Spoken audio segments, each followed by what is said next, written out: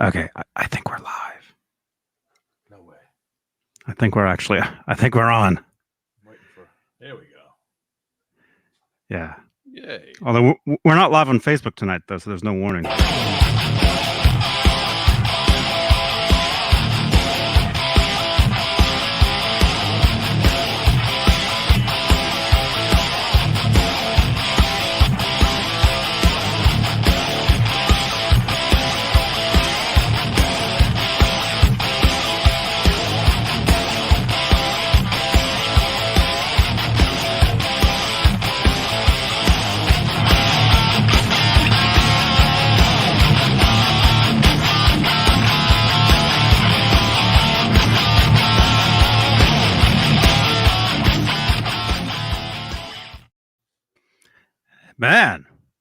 Man, we're here.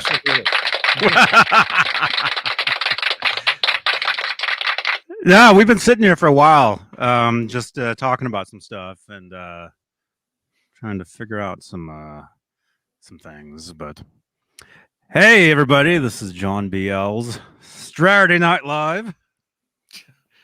It's all of ours. Straturday. Welcome, everyone. Where is Sorry it? about having the mic on earlier. That sucked. Oh, Didn't hear you. Ruined our whole cool intro and everything. oh no, yeah, no, Didn't hear it's fine. anything. It's cool. So yeah, welcome, everyone. It's what time is it? Midnight 18 Eastern, 9:18 Pacific. September 19th here, September 20th there On the East Coast. Wow, yeah. on the John BL coast. Time machine. Time machine. Yeah. Oh yeah, did you like my response to your Oh, yeah. We'll have to show that later. Yeah. Did you see that, Paul? Did I what? Johnny Beane. Oh, yeah, Johnny Beane at Woodstock? Yeah. Do you have I that? did see that. I saw it, yeah. I don't have it. I was watching Jimi Hendrix live at Woodstock earlier, and it was a Johnny Beane spotting. Which, by the way, this is a Exciting, great example of the legend being way bigger than the reality. If you watch that Jimi Hendrix performance at Woodstock, Oh, yeah. The very last performance, Monday morning. Oh, no. The performance, I think, was great. Well, I think part of it. I've never seen it. If you look at the crowd, they're done with it. I mean, there's maybe 10,000 people still left out of 500,000. And, yeah, but he gets all self-indulgent when he's on. It's a lot like the Van Halen Us Festival and a couple other of those great legendary shows where when Hendrix is great at Woodstock, that's the part of Woodstock that we all celebrate and talk about all the time. But there are parts of that set where he's just off in his own world doing Gypsy Sun and Rainbow shit, and you're like, oh my God. Even the Star Spangled Banner was a little self-indulgent, but he had been playing that for a good 6 months before Woodstock, and it wasn't right. It was part of their set anyway. So that's what a lot of people don't. They think it was like, oh, this a spontaneous thing that just happened at Woodstock, but right. I think Woodstock's probably the best representation of Hendrix. If you look at like the Isle of Wight, which was weeks before he died, and a lot of the stuff from 1970, the later stuff, Woodstock was probably his prime. The earliest stuff was, he was much more healthy. The Hey Joe in 1967, the Monterey Pop and that stuff, he was more healthy and he hadn't really gotten into the substances as much. But watching that Woodstock was I think he was great in that, and it was he was so burnt out at that point in his career where they had just. I mean, they milked 3 records out of him in 3 years. And it was like his third or fourth band in 3 years too. It wasn't the Hendrix Experience. It wasn't Band of Gypsies. It was a different band, Gypsy Sun and Rainbows, I guess it was called. Yeah, again, the legend exceeds the reality. Jimmy was great, but it's not like the Hendrix Experience played. And you got a chance to see them, because when you go back to like the Stages box set where you're listening to some of those shows that they were playing in London and Stockholm and stuff, you're like, Jesus, that was good. Or Paris, excuse me. You're like, Jimmy was on fire that night, no pun intended. And that's where he broke out first, was in Europe. I mean, he was doing, first the British tours, and then he would, go right through Europe, and then he came back over, and then everyone else realized how good he was, Yeah, and he's great. Here comes Johnny Beane with a. Yes. Oh, I thought you had a news break. That's all. Oh well, I've got a couple news breaks. Sort of. We're live on YouTube, of course, where you can sponsor the channel. You can become a channel member. Click the join button below, and you're the boss. Like Charles Green, Joe Christian, Thomas Santiago, Music Therapy Labs, Mike Neese, Michael Smith, who hopefully we'll see tonight, David Ennis, and Steve Carmichael. Steve Carmichael. Huh?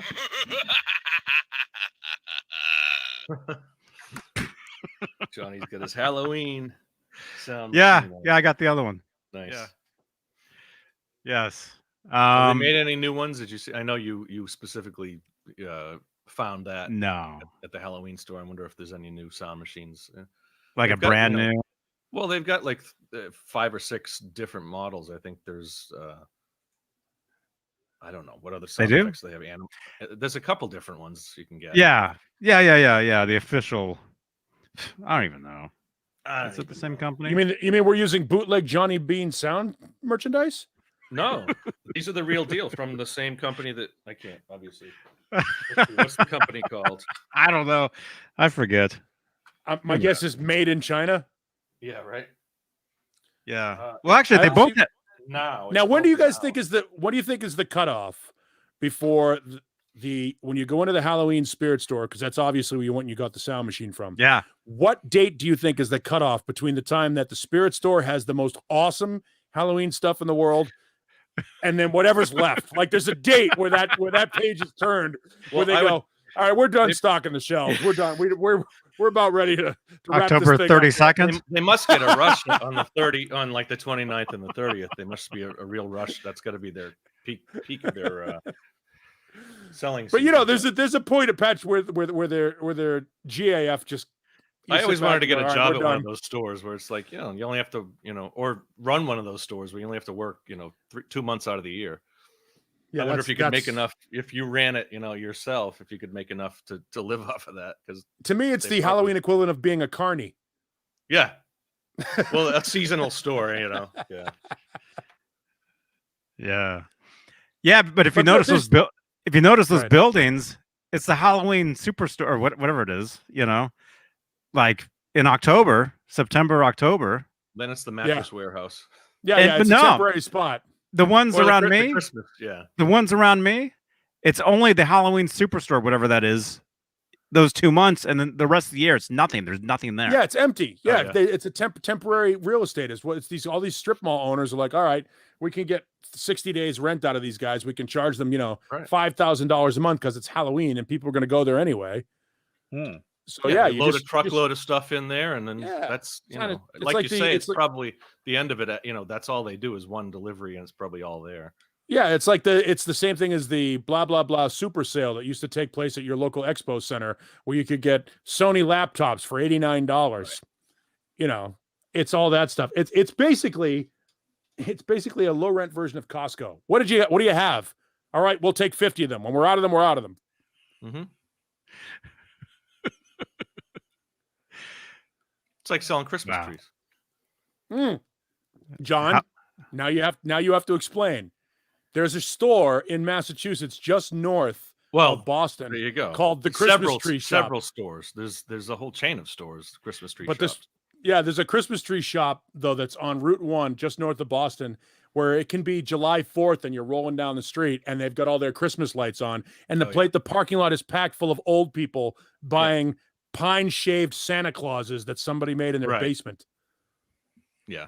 Well, it's a great place to go for crafts, though. You can get all your craft supplies out there if you want to build a 51. Yeah, it's a Hobby Lobby is what it is. Oh, I thought you said craps.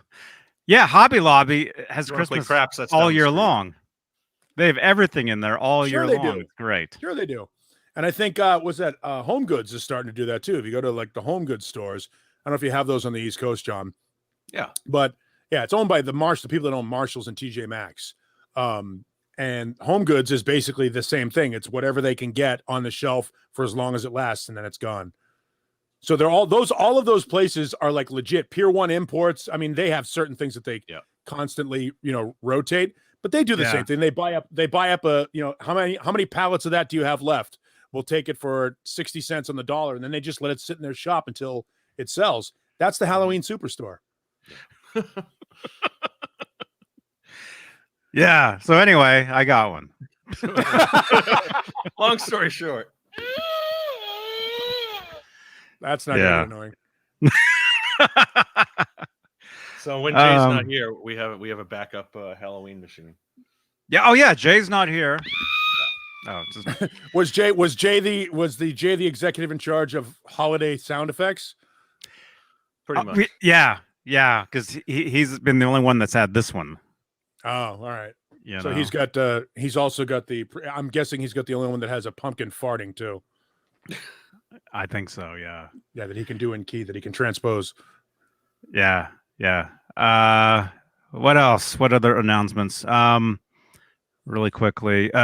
Speaking of Jay and I will be guests on the StreamYard Spotlight Show Thursday, this Thursday, whatever that is. 24th? October? I want to say. October, or September. I'm thinking about Halloween. September 24th. This Thursday, Jay and I will be guests. StreamYard Spotlight Show. It's the official StreamYard show.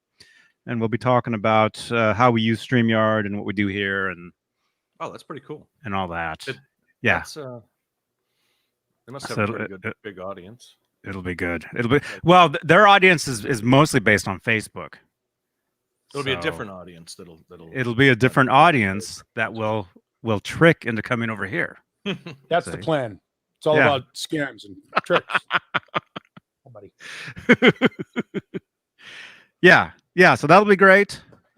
And then what else? I don't know. We can start talking about Treat Stream at some point.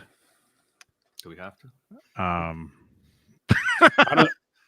Here's the thing. I've been asked to travel for Treat Stream, and I can't travel because I'm under medicated. Well, can you get them to come and get you? Well, that's smart of you, Paul. You don't want to be driving while you're medicated. No, I took some painkiller in the form of a cookie. Good idea. It was the most pain. No, it wasn't chocolate chip. It's peanut butter, which is, I hate peanut butter, but this was a medicinal cookie. So peanut butter is wonderful. It really is. There's a Thank drop. you, Peanut butter is wonderful. George Washington Carver, although he didn't invent peanut butter. He gets credit for it though. Hemper butter. Yeah, that's the butter. Well, can they come and get you, or you don't want to go? You don't want to go anywhere. I'm not going anywhere. Hell no. Yeah. If I get out of this chair in the next 3 hours, it'll be a miracle. Yeah. So it looks like in about half an hour we'll have a special guest, and they will be ordering food. So very exciting show tonight. Representatives of Treat Stream, or what is it? Representative of Zim's Guitars. Oh, okay. Plus, they have guitars that we can look at while they eat. If you guys have been watching the last few shows, I've been teasing about this service called Treat Stream, and we're not sponsored. There's none of that. But it looked like a pretty cool. We don't even know if it's real. It is real. Because I know somebody who used to use it, and that's how I heard about it. And then if you look into it, it goes back several years. You'll see a lot of Lenny Lou. Come on. Oh, you mean over there? Yeah, over here. Yeah. No, Treat Stream. It just seems like a cool, just a cool service for streamers, such as us, where while we're live, an audience member can order us food, have it delivered, which is the ultimate in lazy. I mean, we're too lazy. When you're doing this show, if you're too lazy to get up, take the 26 steps over to the microwave, throw a can of Chef Boyardee in a bowl, throw it in the microwave, 45 seconds, come out here. I'm lazy. It's not that I'm lazy. It's just that's a toaster oven. All these years. Yes, that's of course. What that is. Yes. Yeah, so you could actually see me get up, throw something in there, turn it on, walk back over. I could roll over there in this chair. See? That's how late. And when you're too lazy to pull that move, and you've got to have somebody else order food for you, TreatStream is there. It's a novelty. It's not not anything necessary, 6-minute abs. Yeah. But hey, if you want Taco Bell delivered to your door at midnight, I mean, or if you're from Chicago, that would be Taco Bell. And if you're from Boston, it's Taco Bell. Taco. And if you're, yeah. Anyway, that's something. If you're from Arizona, says, well, you white people eat that? Gringo Bell. Stupid. Yes, John, you come to Arizona and tell me they call us Gringo. Well, that's who goes to the Taco Bell. You find it if you're a Gringo, you go to Taco Bell. If you're if you're looking for the real thing, you know where to go. Yeah. Even around here, it's like that. You go to the right place. The place here that they've got 3 locations of is called Los Dos Molinos, which means the Dos Molinos, and they've got the best. It's called Adavada ribs. They're pork ribs with like this ridiculous habanero sauce that when you eat it, like four bites into it, you're like, you gotta stop. Oh yeah, it's like you can always tell. You always know it's bad when you walk into a Mexican restaurant in Arizona and you're the only Caucasians in there. That's when you know you're in the best Mexican restaurant. Right. And B, it's going to hurt later. Mm-hmm. Because our digestive systems aren't really set up to take real Mexican food. Where our digestive systems are set up to take Taco Bell and call that Mexican food. Mm-hmm. And we can barely take that. Yeah. Because that mixture of sour cream and... Oh, God. That's the problem, is that they put way too much of one ingredient. Like, you get way too much guacamole or too much sour cream in there, and it's like you get a pocket of it, and that's all you get. I wouldn't trust... Hot Pockets. I wouldn't trust the guacamole at Taco Bell. Right, I go to Tacos Lupita. That's the small chain around here, Taco Lupita. The place you guys used to go to was You guys used to go to El Torito, which was the Torito. Yeah. El Torito, yeah. El Torito was big on the East Coast for a while back in the 70s and 80s. And then what out here we have Chevy's. Well, Chevy's, we had that on the East Coast for a while too. That Chevy's as well. Yeah. Oh, my stomach's hurting just talking about this. But yeah, anyway, we're killing time until Dane gets in here and we can watch him eat. But no, I looked into it. Excitement. I looked into it. I signed up for it and everything. And let me just say, I already had dinner, so I'm not, I'm not gonna do it. But yeah, I have a late night snack already. One of these days, it'll be an option. I am not. That'll get me out of this chair. I'll get up out of the chair to go get more water and maybe do up a Tina's burrito. It's really perfect. Oh, there you go. If you wanted to get it going, because you might get a case of the munchies later. I don't know. I mean, I don't know how that works, but I don't either. I don't know what you're talking about. I wouldn't know. But that's what I heard. No, but the problem is, as we said before, there are 2 things. A, I don't want people knowing where I live, and B, my dogs will kill you. Yeah. Ace looks fluffy and fun, but if you come to ask my massage therapist who needed stitches on her hand. Oh no. And my other friend Laura, who is tougher than I am, she reached for the door, and he clamped onto her wrist and just ripped the sweatshirt right through the sweatshirt and stuff like that. Oh so yeah, God. he's not aggressive. He's protective. He's not aggressive until he's aggressive. Yeah. Wow. KXM Rock mentioning Garcia's. Yeah, Garcia's used to be really good. That's sort of fallen off the face of the earth as well. I love good south of the border food. The real, in Cabo was the best. Some of the best food I ever ate when I went to Cabo. I was surprised when I went. All that perfect. I went to Las Gaviotas, which is the many Gaviotas, and you walk into their restaurant, and it's like fresh. Caught from the Pacific Ocean seafood. You're like, oh great, I'll have a lobster, and the fucking thing is sliced down the middle and put on a grill. Spiny lobster, yeah. But it was put on a grill like you would do at a sub shop.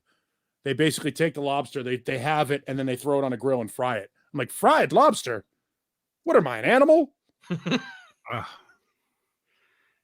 I love good Mexican food, and one of the best places I ever ate at. I can't remember the name, but it's when I went down Santa Barbara. Phil Hendry and I met up for dinner one night. This was I don't know, 4 years ago, and he took us to this Mexican place that was incredible. And I wish I could remember the name of the place, but anyway, it was incredible. It was amazing. Well, so if you're ever in Santa Barbara, you can say, "Hey, where's that place that Johnny and Phil Hendry ate?" And the cop will be like, "Right over there, man." Oh yeah, yeah, well known. Yeah. They serve Mexican food, really, in Santa Barbara. You don't say. It was great. It was great. What else? We're not live on Facebook tonight, but we're live on Periscope. Ooh. Which is on People Twitter. Still use Periscope? Yes and no. Yeah, I mean that's like Parler. I joined Parler just to squat on my name. You know what I mean? So I set up a Parler. How many viewers we have on Periscope currently? Go over to Twitter. Go over to Johnny. Go to at Johnny Beane on Twitter, and you'll see the feed there. Right. Let me see. I'm assuming not many. I mean, it never took off, but there are people on there that actually, live 0 viewers. Okay. Yeah. Well, head on over to don't head on over to Periscope, but maybe open up another device. We have twice as many viewers as UPN. Head over there. UPN, yeah. The WB.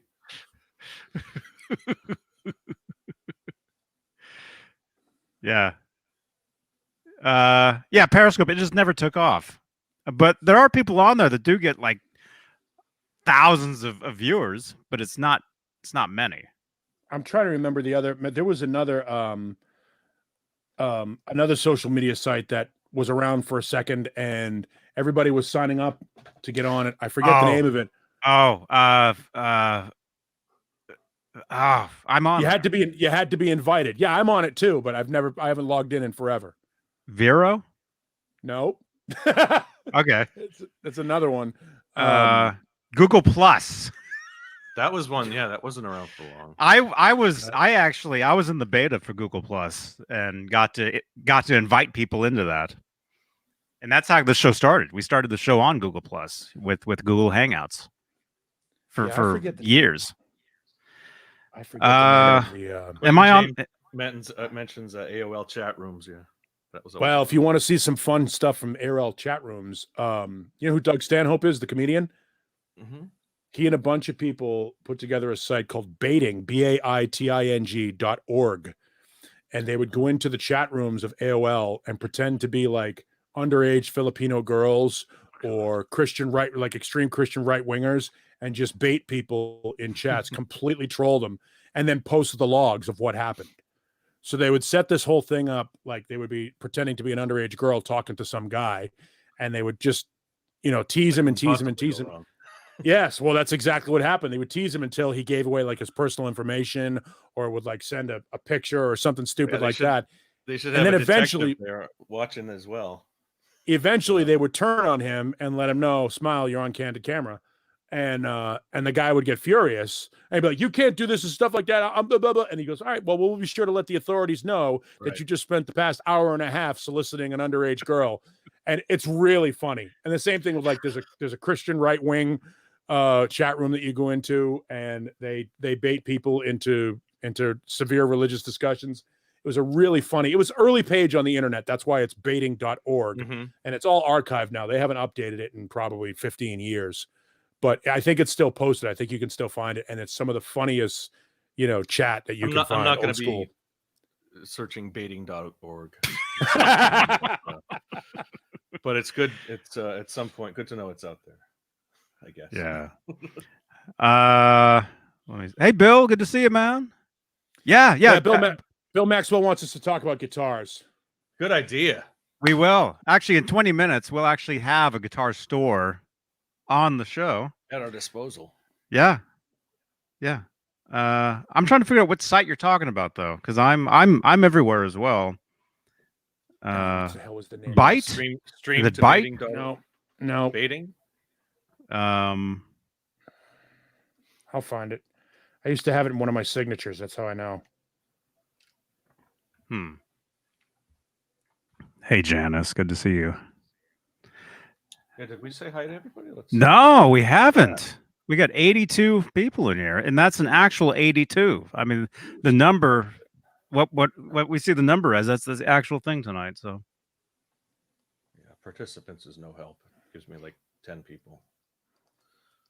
Let's see. Well, that's who's in the thing. Yeah, we have 80. We have 82 watching, but 10 in the actual chat. Well, let's say hi in the chat, everyone, and then we'll in 2 minutes we'll say hi to everybody because it should. If everyone says hi in the chat, what you do is nice list of people. What you do is you ask everybody where they're from. There you go. Where are you from? There. Where are you watching us from tonight? And then you'll get more in the chat. You'll get other people. You'll get names you've never heard of responding. Tell us about yourself. Yeah, who's in here? Brian Spalding, channel less member. Than 200 words. Quentin James, KXM Rock, Renus Pinkle, Hobo Rody, Bill Maxwell, of course. I think he has that at his house. That guitar. The Dog Paw, or it's PA, right? The Dog PA. Amanda Coombs, Vistalite 1972, Tube Supio, Mr. Hellstorm 74, Steve Carmichael. Huh? Charlie S. Hey, Charlie. Lenny Lou. Thomas Santiago. Bent Tom.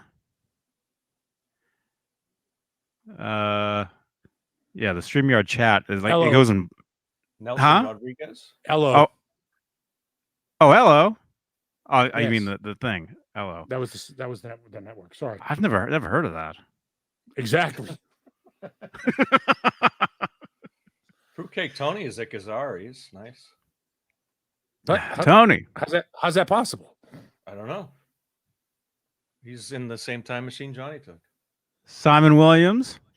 Cobra Kai. William Maxwell. We'll get to that shortly. He's got a question for us. Oh. Yeah, see, William Maxwell wants us to talk about guitars he wants to talk about. Well, that's a good question. We can Sure it is. Address that. Got to pick my nose. Sorry. Well, it's late night. Pick free. Yes. There you go. That's the adult content of the show. one of my orifices was violated. Oh. Thokon. Welcome, Thokon from Germany. Thokon from Germany. Good to see you. Fruitcake Tony. Is It's the same 10 people. okay. Zach Thong. Hello. Hey Zach. Good to see you, man. That wasn't enthusiastic at all. Oh, no. We No? got someone from San Quentin here. That's a welcome. We do? Hopefully the whole that whole wing, what do you call it? The cell block. Hope you're They can watch us block. live in San Quentin? Hopefully your whole That'd cell be great. block's watching. I believe San Quentin is also a town. Oh. Actually, I don't know. It probably is. it's the one house right next to the prison. Like Waco. I'm from Waco. That place? Didn't that place burn down like 25 The years ago? whole city went. Yeah. Yes, I believe it's California State Correctional Institute at San Quentin. That would make sense. Yes. It's like State Wow. University in New York at Albany. Robot Master Switch is here. Deja Voodoo. Miami University in what is it? Is Ohio? Miami, Ohio, yeah. Miami of Ohio. Which I think is where Ben Raplesberger went. Raplesberger. Anybody watching football? We shouldn't talk about that. Yeah. Yeah, I'm watching football. I don't give a shit what happens around it. I just watch the game. You just like the game? Like you don't care who wins? No, usually I used to. I had an attachment to the Oakland Raiders, but then they screwed Oakland for the second time and took off to Vegas. So I won't be a fan. I won't really be a fan of the team until Mark Davis sells them again. That's what they should do is, put out, the best of sports, that people like us could watch. I want to watch a good game. I don't care, if it's who against who. Well, theoretically, that's what they're doing. Some of the best games, they should I guess, you can always see, like the finals, like in NHL or something. Well, they have to contractually, if it's going to be on free television, the home market has to be shown because they've sold revenue. They've sold ad revenue for the home market. So, like, if they've sold out the game, there's no way for anybody else to see the game in that town. This is what the blackout rules are. Right. It's real simple. If they don't sell out the stadium, yeah. I remember, so that game has they would do that. That game has to be one of the 2 games or 3 games you see that weekend, just by contract. And then the rest of it is they assume it's going to be the biggest game of the week. Right. But like Monday Night Football half the time is terrible, but that's the highlight game. Because it's scheduled in advance. So they usually think. But they should play Monday Night Football from the week before, like what the best game of that previous week would be. But they do that on the NFL Network, though. They have the great theme song, though. The Hank Williams Jr. Not anymore. Bocephus. No, not anymore. They pulled him out again. Are you ready for some football? Yeah. And yeah, Bill, that guitar, that's the Charvel. That's the Bumblebee. That's not the Frankenstein. The Bumblebee is buried with Dimebag. The original. Well, yeah. There were several of those, but Eddie's actual one was buried. Yeah. Hey, Luca. Good to see you, man. My name is Luca. I live on the second floor. I used to like that. Was a good song. Creepy song. Was that Edie? No, Suzanne Vega. Oh, okay. It was one or the other.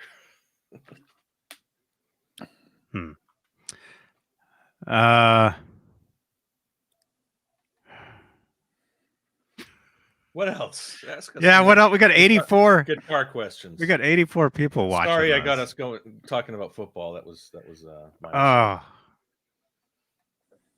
Deja Voodoo. Yeah, TikTok.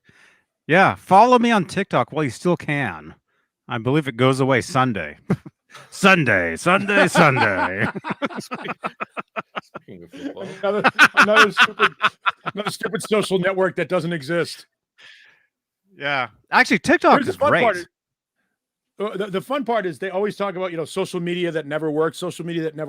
And at the top of that list is MySpace. MySpace is still a thing. It still is. Yeah. Whoa. I'm still there. It's gonna be, that Tom is sitting back going, I'm going to be the vinyl of the internet. They said I was done. Oh no, I'll be back. And then I'll charge people 4 times more. Is Tom on Facebook? I've never looked him up. Do you think Tom from MySpace? Tom from MySpace. Like the guy who was. Well, I thought it was Facebook. You got that instant friend from. That was MySpace. Oh, okay. That was MySpace. I remember that. That guy. Tom. Okay. Yeah. So everyone's got a friend on MySpace. Not necessarily on Facebook. Wasn't that the. Yes. Huh? South. Not well. All my friends on Facebook were from MySpace because everybody bailed and jumped. They all jumped to Facebook. Mm-hmm. And now they're all jumping to whatever network they think they can jump to that's going to be any better than the other 2. Right. It's all the same shit. Yeah. Just different package. Yeah. Facebook is pretty much. I mean, that's the thing. Deja Voodoo brings up a good question. Is there a DLR versus Sammy Van Halen war on MySpace? Yeah, there is. That war is going to go on like the Hatfields and McCoys. It's never going to be over. There's never going to be declared a winner. It's the never-ending story. Cue Lamal. Like just anywhere and everywhere. There is a David Lee Roth and a Sammy Hagar. There'll always be that versus. that was the that might be the eternal, if there's anything that Van Halen will ever be known as the greatest of all time at, it is arguments over personnel. I'm sure AC/DC would have been a thing had it been Bon being replaced by Brian. You know what I mean? Instead, if Bon hadn't died. But those are the two greatest lead singer changes. And then Journey, obviously, or Genesis. But the Van Halen Sammy thing is the greatest argument ever. I don't get the Journey argument. Because Steve Perry replaced Greg Rowley. Right, but Greg Rowley in Journey never really had anything huge. It wasn't they never had any radio hits with Greg Rowley, right? Anytime. With Santana, Greg Rowley had some huge hits, but feeling that way anytime is Greg Rowley. Is that the version that you hear? Yes. On the radio? Yeah. It's Greg Rowley singing that. Okay. Yeah. That's a big hit. That was a hit, yeah. Yeah. But I mean, obviously they went on to bigger things. This is sort of the same argument. They went on to bigger things, became a different band, and sold more records to different people. As opposed to just a small fan base. But the argument will always be Sammy versus Dave, even on MySpace.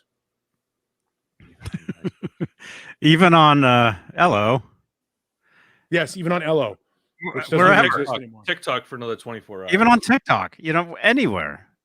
But no. You guys, TikTok actually is awesome. I mean, I know you guys, a lot of people think it's, one kind of thing, but it's a lot of different stuff. And I think it's a great site. I think the content over there is very funny. It replaced Vine over on Twitter. It was the same deal, same type of thing. But the big rumor is that TikTok has been shut down tomorrow night or tonight if you're on the East Coast. So download it while you can and follow me, Johnny Beane TV.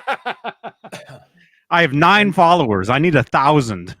And we did that as a bit on the show because we have an Instagram page for the Mark and Neanderthal radio show, weekday mornings, 5 to 10. See what I'm doing? But we had an Instagram page set up, and Mark is almost 60 and I'm 52. And we're like, what are we doing on Instagram? Like, how many Instagram followers are we going to get for a classic rock morning show? So we did a joke and we put up an Instagram page for my dog Ace to see if he could get more followers in a week than we had in like 7 months. Right. And yes, that happened. We did do that. And all of a sudden my dog, his Instagram got more followers in 7 days than we had in 7 months. And it was like, I think this happens to anybody that has a dog on an Instagram page, like 24 hours into it, some pet supply company said, we'll give you free pet supplies if you'll put them on your dog and put them up on on the Instagram page. I'm like, not only does he have more followers, he's also got an endorsement deal. What the hell? Yeah. That's great.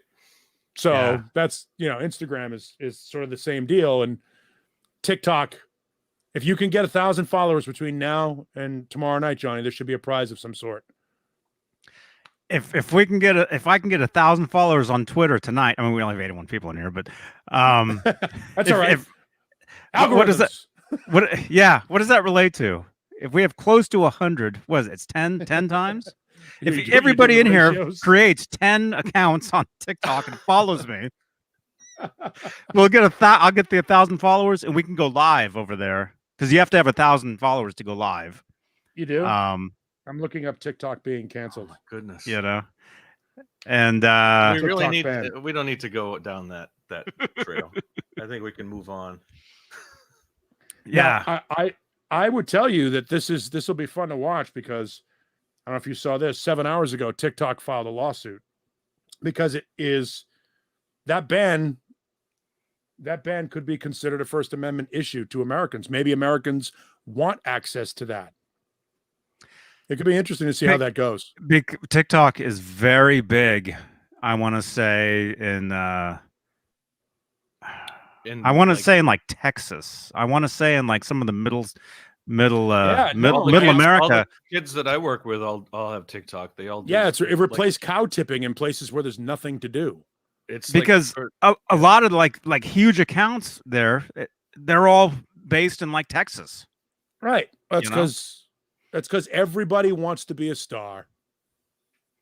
That's the great thing about the is internet. the Lone Star State. So you I see what you did there. Beautiful. Well done. Timing. But that's it. I mean, that's the internet in a nutshell. The internet gives everybody an opportunity to say something.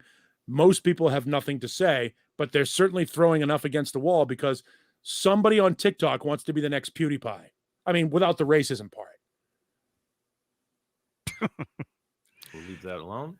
You guys don't know who PewDiePie is, do you? I do. I know who he is. He actually, I was hitting up a Starbucks one night, and there's a bookstore right next door, and there was a huge line, and I'm like, "Who's here?" And they're like, "PewDiePie's here." He was signing books. Yeah. You know. Yeah. So that's what everybody on TikTok is doing. They're hoping they can come up with the next big thing, so that they can end up being whomever the next, look, the Keeping Up with the Kardashians is going off the air. Somebody has to replace that piece of drivel. Why not you on TikTok doing something stupid? Yeah. And John, PewDiePie is if not the biggest YouTube. Yeah, I've heard the name dude out there. YouTube star. And speaking of YouTube stars, here he is. Dane. YouTube star. Where's the YouTube star? All right, so William wanted guitars. We got all the guitars you can handle. You have guitars? Zim's guitars. Here I am. I still gotta get a Kramer neck from you. Yeah, I still have it. I ate Mexican food today, so Paul, So you know what's on the corner of Dobson and Elliott. That's right, Filibertos. Filibertos are the greasiest. Yeah, that's what I ate. They're so greasy. After work today, I had the number 3 combo. So it was Yes, you did. tacos with the rice and the beans. Does that come with a free number 2? Oh yeah. Oh, every order comes with a free number 2. And for a limited time, as in you have limited time to get home. Like I'll have a number 4, and they're like, do you mean a number 6? No, that's just 2 number 2s. So I actually rode my bicycle down here to the shop to try to, help digest it a little bit. And, You don't need help digesting it. You're never going to do that. You're never going to digest it. You don't buy Filibertos. You rent it. It's like, there's a lump in my stomach right now. Let's just say. Yes, it's a tumor. Oh. You just have to make sure they prepare it right. If you're just getting like rice, little beans, the beans are usually the biggest problem. Don't get a lot of beans. Yeah, I can be a huge problem. Then you get veggies and a meat. Chicken's safe. A little bit of lettuce, a couple of little slices of tomato on there. And that's but that's not going to cause any problems with you. If you load up on the beans, that's a problem. We're getting crank calls now. Here we go. It said private number. I don't know who that is, so I just said zip. You just said Zim. Gotta go live with that. Yeah. I've done that before. I'll just, answer the phone. That was fun back in the old days when you had the landline and you got like a telemarketer or something. You could mess with them for a little bit. And when we were kids, we would run. Nowadays, it's just annoying. You heard the phone ring. You'd run to it. Yeah. You'd fight your brothers to try to answer the phone. And now, would you really? Because I would love to see that. Yeah, we would. Love to see someone fight to answer the phone. Yeah, and nowadays nobody answers the phone. Yes, of course, everybody is now. It's not a tumor. Come on, Dane, answer the phone. I'll fucking kill you. Come on, get the phone. It's right there. Get to the phone. Get to the phone. Dial the number. Come on, do it now. Yeah, we're gonna order me some food tonight, or somebody in the chat. Somebody's gonna buy food for me, right? Let's. Do you have your link? For just pennies a day. Do you have your link? Did you set it up, Dane? Do you know how that works? What? Oh God, we were counting on you. What you do? Okay. What you do is you log into TreatStream. You log in with your YouTube channel. Do I have to do it? Yeah. Well, perfect idea. John be able to do it. I found out what Dane had at Filiberto's. I looked it up. I'll do The it if number Johnny 3. does it. At number 2. No, I had the number 3. A number. I did sign up Number for Yeah, I four. it. get it. Number 2. I don't know what happened to it. Well, their menu doesn't really come up very well. Here's Filiberto's menu so far. Hope you don't get a fucking obnoxious message. Oh, hate it when that happens. Wait, is there an app for it? I think I just signed up for it on the You website. signed up for Filiberto's app? No. Is there an app for Treat Stream? Treat Stream? I didn't find an app. I No, I don't think there's an app. It's a website. yeah, that's what I You go to the website, you log in with your YouTube account, and then you log in with, let's say, Grubhub, which you can log in with Facebook really quickly, and then you just order something, to go or delivery, and then right before when you get to checkout, instead of checking out, you add that item to your treat stream. Right? Is that the word? I've only said that like 100 times today. And then you have a link. You have a link that shows your treat stream queue, I guess. I'm ready for food. You guys are. You put that in the chat. Somebody in the chat pays for your whatever's in your cart. See, I'm trying to add treats, but it's not that difficult. It's taking longer for you to describe this than a Thanksgiving turkey. Oh, I can send myself treats if I'd like. Yeah, you can send them to yourself. Let's see, how long does that go? Like, because I want to know. It's like 1:00 in the morning there. You should be able to. I mean, when do they shut down Treat Stream? It's some jerk going to they get don't. your order. Anything. That'd be great. Anything that's So you open gotta 24 hours. there The only thing I know that's open 24 hours is McDonald's or Wednesday. Can you send somebody to Walmart to get you something? Like, is it like Uber? The liquor Uber store? Eats? Ooh, liquor store. Oh. Like I need to be downing liquor. Oh, here we go. Select the food delivery service. Yeah. Grubhub. What does it say? What are the I different had ones? Papa John's, Grubhub, and something else. I don't have Papa John's, Grubhub, or. Is it something Jimmy else. John's? Is that the other one? I don't know. For me, it said Jimmy John's, Yeah, and it's like Jimmy, I don't you're have, right. I don't Jimmy have a John's. Jimmy John's around here, so No. I had to go with Grubhub. Yeah, There's a Grubhub's lot the of only thing I would- restaurants right here in about 3 miles. I got all kinds of stuff around here. We'll start signing up. What are you waiting for? Do you want delivery? Let's get it going.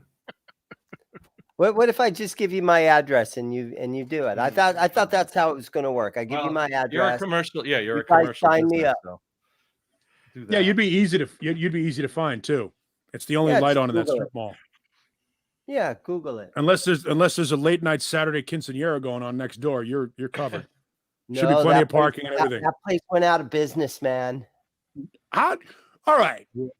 How is it possible? That's like bankrupting a casino in Vegas. How is it possible that a place that's a quinceanera hall would go out of business in Phoenix, Arizona? It's not fair. It's the whole COVID thing. It's not fair, man. I feel horrible for the guy. For But- the benefit but- of the rest of the world that's watching this thing, a quinceanera is a Mexican or a Latina coming out party. It's like your coming of age thing. It's like a bat mitzvah for Jewish people. By the way, Lashana Tova. 15-year-old. It's for a 15-year. That's Mhm, their. mhm. Yeah, sweet their 16. quinceanera. And Yeah, it's a the- sweet 16 party. Yeah, and the state of Sweet 15. Arizona shut them down because of COVID, and the poor guy couldn't pay his rent. And instead of letting him slide for a month or two until things got back together, they locked him out. That's bullshit. Yeah, everything on my list is closed, so I'm pretty much out of luck with that. Even the places that are open 24 hours won't deliver through Grubhub. So, oh well, it's 1 a.m. here, so what do you Show's want? ruined. That's why, Dane, you got to save us. That's true. By the way, Sonic you is guys right could just down call the it, what's it called? Avicii? Isn't that place still open till 11? There's a pizza place right down. You could walk down the strip. No, mall to get- that's closed. But again, there's a Sonic right across the street. Robot Master Take a Switch. walk. Just put that in there. Oh, you want free food? How can we? Yeah. That was the whole point of this, was to get free food for somebody. This is the laziest thing ever devised. Just so you know. See, we could do like a super chat that goes to Johnny, and then Johnny can pay Dane later, or Johnny can go out and get something from the super chat. Can somebody? Is it possible to place an order somewhere? Oh, you could call if you want to put out a number for delivery, and then they call up, give their credit card number, and let them order food for Dane. Yeah. Why is this why do you need an app for this? Why don't you can't just call a business and say, hey, I want a takeout order. I mean, a delivery order. My name is my name is Mike. Blah blah blah blah blah. Here's the delivery address. I mean, that's how Johnny's trying to see if that's kind of how delivery works. Yeah, but it's not TreatStream. Yeah. Who gives a shit? Is TreatStream paying us? No, it's too complicated. When we're sponsored by TreatStream, they can get the hand job. But till then, they're on their own. That's right. Somebody order Dane a pizza. Hey, Margaret. I got your back, Dane. If TreatStream was real easy, I'd be ordering. I was thinking of that earlier in the week when I signed up for it, but it took me 15 minutes to navigate the menus and everything. I would have been like, "Hey, I'm gonna send Johnny some something to eat or something, or whoever." Sounds like but it's not easy enough for us 29-year-olds. I'll admit it, man. I'm 30. Well, you were at Woodstock, so. Yeah, I know. I'm actually 74. Right? Let's see. How old were you in this? If Johnny doesn't want to show the picture, I'll show it. You can show it. Yeah. I was 20. I was 20 something at Woodstock. Wow. Just don't get any text messages. I'll show you this. Yeah, exactly. Johnny Beane at Woodstock. Yeah, there's me at Woodstock. Cleanly shaven after. How old was I there? 3 days. You look like 31, 18 maybe. I don't know. So you're not that old. No. So anyway. Are you really hungry, Dane? No. No. I'm not even... No, I'm not hungry at all. You weren't starving yourself all day just for another TreatStream. It was a bad decision. It was one of those spontaneous decisions. Oh wow, Filibertos. You get out of work. It's been a long day. Yeah. Another Straturday night tease. Yeah, Cornish pasties. There's a place called Cornish Pasty across the street. Is it a club? It kind of is. They have gigs in there sometimes. Yeah. Well, I didn't mean that kind. They make those little pasties, which are like, they're kind of like, bread, kind of crusty. It's like a pie. It's like a pepperoni pie. It's a Hot Pocket. Ooh. Yeah. They make those. Like a good Hot Pocket. But they call it Hot Pocket. I got it like a pepperoni calzone ready to go. Freshly made. Good, the real deal. Not like well, can you make it and act like it's from TreatStream? Really? Sure. Go over and toaster oven. Go behind the toaster oven and make something up. Just black it out. Turn your camera off for 15 seconds. Hey, look, I got food delivered. In the house. You can't have the computer and the toaster on at the same time, I don't think. Yeah, you can't. I'll blow the power out. Well, then you might as well hook up the toaster to your car battery. We know you know how to do that now. Yeah. No, I'm not hungry. I ate right before this. My dog's just farted. I have to go outside with him. Take care of that. Biohazard.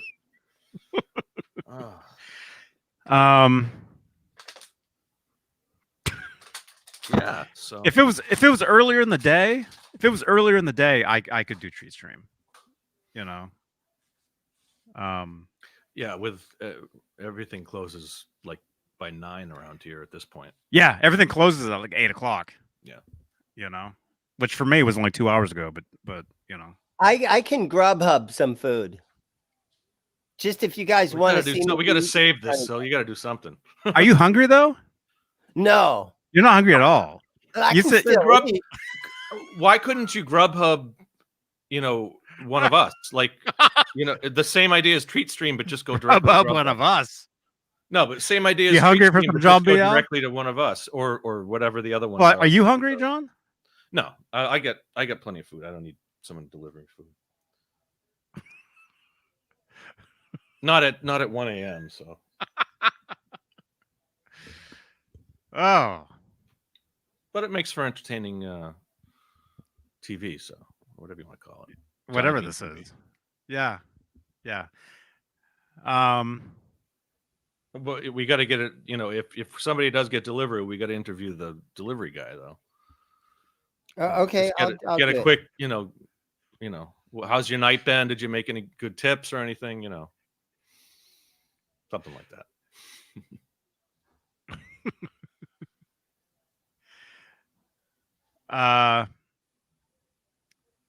I got something that I found earlier today. I went to my parents. I found an old shirt that I forgot about. I'm wondering if any of you guys had seen this shirt before. yes, dude. I can't seem to find any info online about it, but it's Van Halen 90s, and I don't remember where I got it, but You probably got it at like some strip mall. Is it a place bootleg shirt? Or maybe No. it's No, look at it. It says Yesup. It says Yesup okay. Productions on it. It's official. It's official. I have this or had the same shirt. I have the poster. Oh yeah. There's a poster as well of the front of that. Super faded. Let's see if I can. I mean, if anybody knew the history of that, it would be us. But I actually don't even know. But I did buy that brand new when it came out, like 89 or 90 is when that came out. So it came out right at the cusp of the 90s. It's official. It's totally official. Yeah, but there was nothing after that that had anything to do with that. Wow. It's got a date 90 or 89 or 90 was when that 89 came or out. 90. Yeah, it looks like 90. Looks like a 0. The next time one of us talks to Michael Anthony, right? Well, ask him like, what's the deal with this shirt? Was it? Yeah, I mean, what was the idea? It's "Heaven help us all" is the quote with So that like it was almost teasing something. I guess it was just we're gonna go strong into the 90s because they were probably working on Carnal Knowledge at that point, and they're like the usual. But it's still got the Kramer. The usual. It's still got the Kramer there. The usual sounds good. Well, see, that's probably why they never used it because he was with music. He was with Music Man. Look at the VH logo. Yeah, it's a different logo. Yeah, very different. Yeah, I wonder if it might be looks like a Japanese. Maybe when they went to Tokyo in '89, looks like a Japanese logo. Well, I'm sure Wikipedia probably does. There I go again with stereotypes. Because of I've got the Van Halen tattoo T-shirt. So it's got the real pretty girl on it, and she looks like she's from like the 1940s or the gay 30s or whatever, but she's all tatted up. What? Yeah. And it's the tattoo shirt from the last tour, right? Yeah. Okay. And yeah, it's a real pretty girl, and it looks like she's from the gay 20s or whatever. But she's all tatted up, arms, sleeves, and everything. It was the Roaring 20s. The Roaring. Yeah, 20s. the shirt is like a large, and I'm an extra large. But I was actually playing a gig. So Van Halen was playing at I'm gonna guess it's 2014 or maybe 2012. Yes. They played at America West Arena, the basketball stadium where the Phoenix Suns play, downtown Phoenix. I'll be right back. And my band was across the street at the Hard Rock Cafe. And so we waited until 10 o'clock before we went on. We were like an 80s hair metal kind of thing, playing covers. That's a good gig at So Hard Rock Cafe. that was a great gig. Van Halen's across the street. We go on at 10 o'clock. So when we've been on stage for an hour or so, the Van Halen concert lets out right across the street. The Hard Rock Cafe gets packed. Nice. And I'm the kind of guy that's like, somebody give me a Van Halen shirt. Yeah, I got my bass and I'm playing Rockstar. And I'm somebody give it. And the dude comes up and just rips his shirt off and hands it to me. I'm like, yeah, that's the way you do it. Right? And I got a t-shirt, but it's too small for me. Yeah, this one's a large too. I think that's too small for me. So, but I got a Van Halen. I begged for a Van Halen shirt. I got it. Is that a canola? No, what is that? It's a burrito. Oh God. Told you. Worst food ever. Oh man. Did you Best microwave worst it? food ever. Did you microwave it? Oh, at least you got to put it in the oven. That's a Tina's burrito. Crispy. That's the best 3 minutes you'll ever spend in the microwave. So your dog farting made you think I need to get a burrito right now. Yep. Yeah. I was like, I want to be just the way he is. Sounds about right. Oh, that has to be so good. Mm-hmm. Oh my gosh. Yeah, Tina's burritos are the worst, best food you'll ever have in your life. Oh, They're awful. I really love. But I like in the the best Whole way. Foods burritos, whatever the brand they had at Whole. that's like a Foods. 7-Eleven burrito, right? Mm-hmm. Right. Well, you get it, and you hold it like that. It's like a burrito bomb, yeah. Burrito But this is a Tina's though. You know the little burritos, the little ones that come in the, little Tina's burritos. They come red hot beef We're or called teeny burritos. the those ones are. They make a big one. Tina's make a big burrito, and they're like $1 a pop. So I buy them by the box. Wow. Man, 23 grams of protein. I'm hungry again all of a sudden. See? Right. Oh, you know what I got? I just remembered. I got jerky. Ooh, Jack Links. That's not even food. You top me. That's like eating a wheel off your office chair. You got to work at it. It's like, Yeah, hell yeah. really got to work at this stuff. Let's see here. Have a pull off of that. There you go. You'll be eating that for the next 2.5 hours. Be chewing on it anyway. Oh, look at that. Sexy, isn't it? Close up. Give Oh us my a God. close up. That looks like I don't want. I'm not even There's going no meat in that at all. So I had a colonoscopy this week. Oh no. Here are the pictures. Everything looks normal. Oh. Oh. So yeah, I was Must like, well, as long break as a the dog tooth is out, I'm like, I've got 3 minutes. I'm just going to throw this in the microwave and have at it. Way to be. It's the worst food ever. Dave, Ah. show us the guitar. Let's get this going in a gear and guitar. What's kind of weird is, was it okay, 119? so Now you're in a a guitar month store or and you two don't sell ago- guitars. Neanderthal helped me do a video about a Firefly guitar. Okay. And so since then, my customers, they're awesome guys. They're like, dude, I've got 4 Firefly guitars down here now because guys keep bringing them to me. Hey, here's another one you can do a video about. Firefly guy. Check this one out. Yeah. So I actually have 4 Fireflies. 4 unboxings. 2 of them, the guy put them in. Did you cases buy these? already. Are these yours now? Are they for sale? I'm trying to help you here. I don't know what a Yeah. Firefly is myself.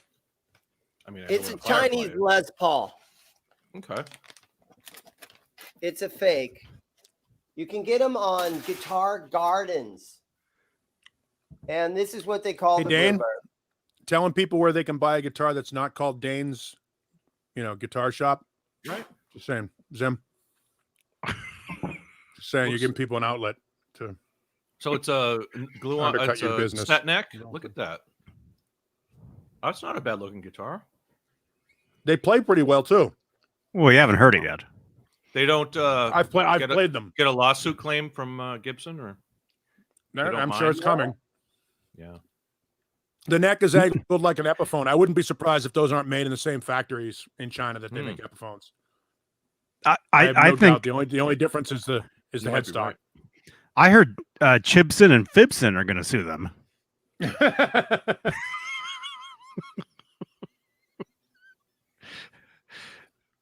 What kind? They talked Is it? about t-shirts. I've seen the T-shirts that just say Chibson, and I think that's Nice. so cool. Got to get a Chibson T-shirt. Yeah, so I've got 4 Fireflies down. Yeah, the angle on that lower bout is a little bit further out, which is what you would typically see on a Chibson. And the headstock obviously has been reshaped. Other than that, that is almost indiscernible from an Epiphone Les Paul. I bet, like I said, I bet they're made in the same Chinese mahogany? factory. Are they, Dane, do you know if it's mahogany or what it's made from? Oh yeah, it's all mahogany. Wow. That's a it's quality really good. guitar then. They're nice guitars, and they're $200 or less. Wow. Yeah. Yeah. I've got one back in the back that is the Black Beauty. Wow. You know, the $200 or less? Yeah, $200 or less. I might have to The get one of site's those. called Wow. Guitar Gardens. But I mean, you have to check it like every week to see if they got one available, because they only get them in like about a dozen of them, and then a month later they'll have another dozen of them or something. Do they come? They don't come with a case, do they? No, they come in a No, cardboard box. Yeah, they come barely boxed. That would be crazy. My God. Like, yeah. Well, Let me grab the that Black Beauty just to show you guys. how are the pickups? I wonder. They're all right.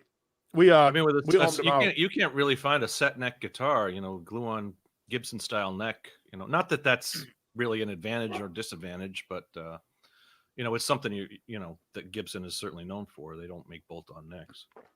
Like I said, it's a side deal. I bet cut in the same factory that makes all the Gibson stuff. At the end of the day, I bet they change the jig on the headstock. Yeah, and just fire off 50 of them a day. For the last half hour of the run before they shut the factory down or switch shifts. It's absolutely a scam. Because the wood is not. I mean, the wood is comparable to any Epiphone that you would buy. And like I said, other than the lower bout is a little bit lower and a little bit further away from the neck than you would see. Yeah, you can tell. Yeah, a little bit. By the way, that's not a Black Slightly Beauty. different. I guess this would be the gold top, huh? Yes, it would be the gold top. Look Big at the difference. grain though. Is that one? That's a one-piece mahogany, or is it? It looks like a one-piece. It looks like mahogany. two. No, it's one. And I mean, that looks like a. Not the I'm gonna most say that's beautiful piece of one. wood, but it's certainly a That's nice. yeah. piece of wood. That's not a Black Beauty. That's a gold goody. Not bad though. I mean, it's not a bad guitar for the money. And then Not if at you all. want, you can, for another couple of $100, you put some decent pickups in it, and as long as the Or wood less. joints are good. Yeah. So you get the guitar for or less, and then you buy the good pickups. Right. That is your Black Beauty. Wow. Wow. Yeah, the three. A multi-layer Pickups. binding on both ends too, which is good. What are those things called? Pickups. Hamburgers. Three. This hamburgers. one's wired kind of funny, where you have Well, with only in the neck position, you can't do the neck by itself. In this position, I sat here and tapped on these the other day.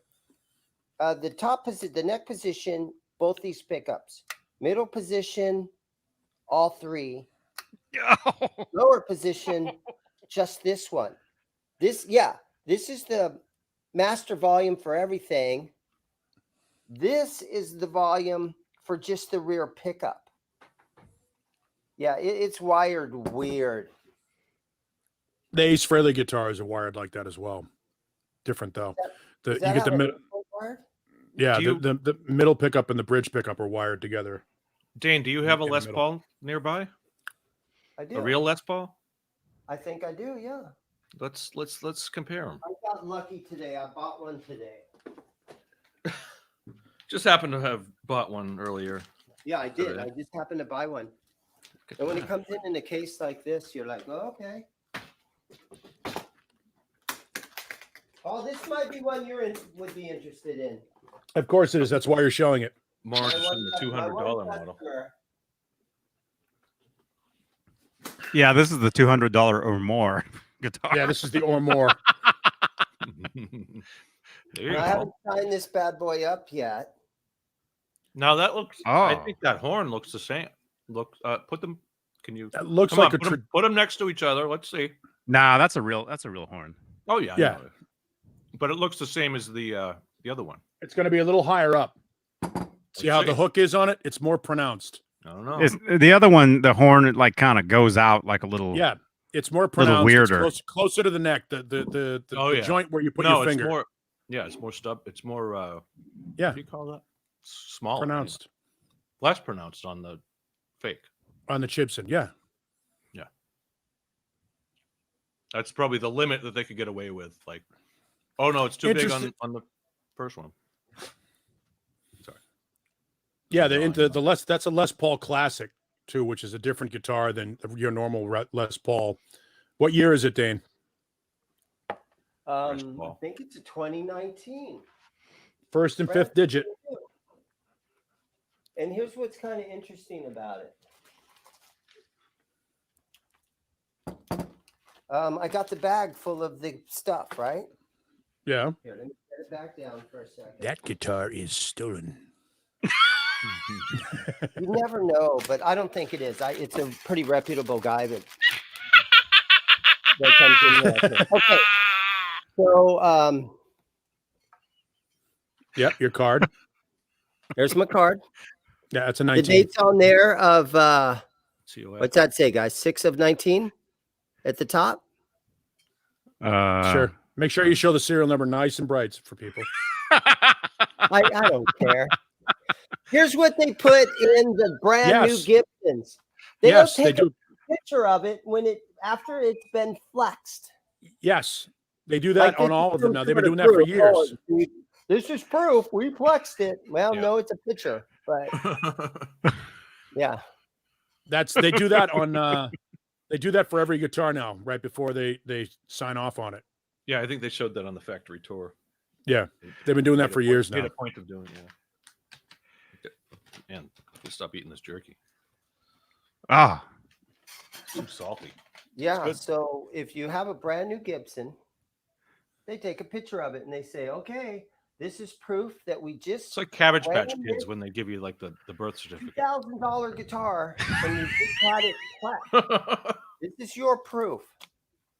And the box and cloth, the warranty I don't card, know why that made me think of that, but and the owner's manual, and then the date, which again it does say.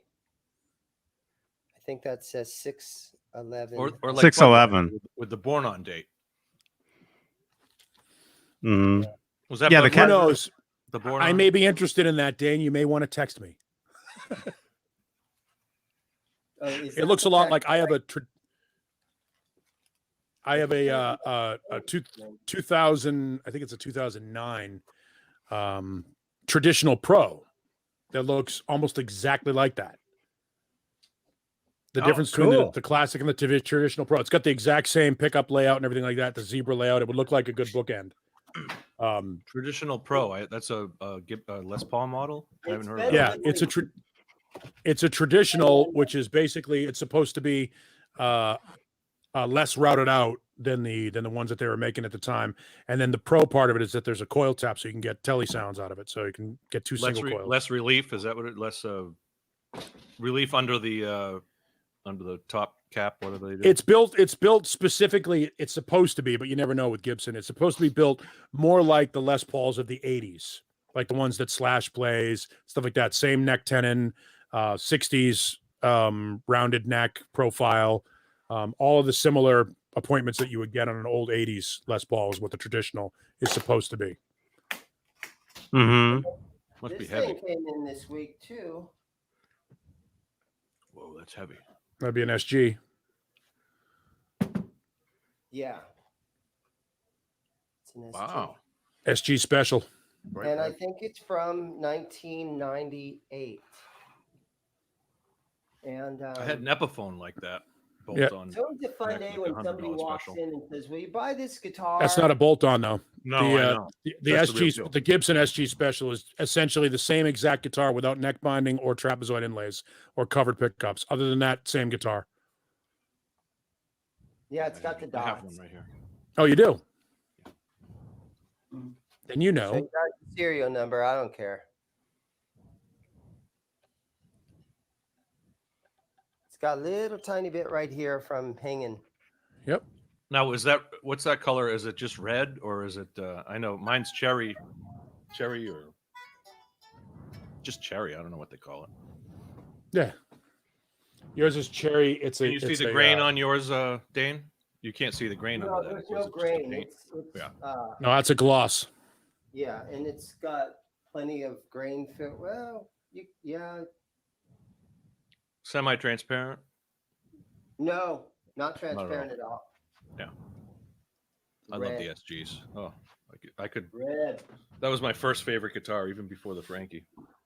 There's something great about an SG because it's very pure. There's not a whole lot. Yeah, It sounds a lot like a Les Paul for the most part, except for because it doesn't have a cap on it, and the wood is significantly thinner. It's a little more harsh. It's not as warm. To my ears, it's not as warm. Mm-hmm. It's got more of a punk. You're right. Yeah, more of a punk sound to it. Something less jazzy, more. Oh, guys, punk. there's a car in the parking lot. Here we go. Uh-oh. You guys Duck want to under the desk. I can turn this way. There's my front door, and it's locked. A local guitar shop owner was shot live on YouTube tonight. What do you want? Get out of here. All right, we Did somebody could go order him viral food? any second. Did somebody order him food? It's going to look like the St. Valentine's Day massacre. Those windows are going to shatter out. It's going to be Arsenio Hall. Arsenio Hall outside going, quick! Quick! You killed my brother, quick! I'm going to kill you, quick! Uh-oh. You got my food. You want to come in and say hi to the guys? Yes, actually. Come on in. Yes, actually. Here we go. Oh, this is going to be stupid. Right? Nice. Hey, welcome. Hello, person. What did you get delivered? Hub delivery person right here. Thank you for your service. Hey, What did you bring him? good to see you. Thank I you. got Good to see you McDonald's. guys. McDonald's. All right. I love this place. I'm from Egypt, actually. Oh, nice. Wow. Yeah, we have Hang out. This What's kind Egypt of like? guitars, but the old ones, You're the welcome. old ones, the shape is different. They make a different kind of music. Different Yeah. guitars. Yeah. Same idea. Yeah. How long have you been here? 1 year and a half. Oh, My wow. wife And from is Arizona exactly like Egypt? no, here is more hot. More hot. Oh, wow. Yeah, there you Yeah, go. Do they call it Yeah. bum fuck Egypt when you're in Egypt? I thought it was That should hot be in on the Egypt. state. Welcome to Arizona, hotter than We're out in the Egypt. middle of nowhere, we call it That's it. bum fuck Egypt. Oh, really? No, New motto. Yeah, but someone told me about this before, Bum fuck Egypt. No, but here is more hot. It's more hot. Way hot more than Wow. country. Even in That's Florida. ridiculous. The humidity is very hot. I feel here that the sun is so close. To Gotta stay out of the sun. right? Mm. Yeah. Oh, really? Oh yeah. So now, are you an Uber Eats guy or Grubhub? No, I do Grubhub and DoorDash. All right. So now, are you just starting your night, or will you go all night long now?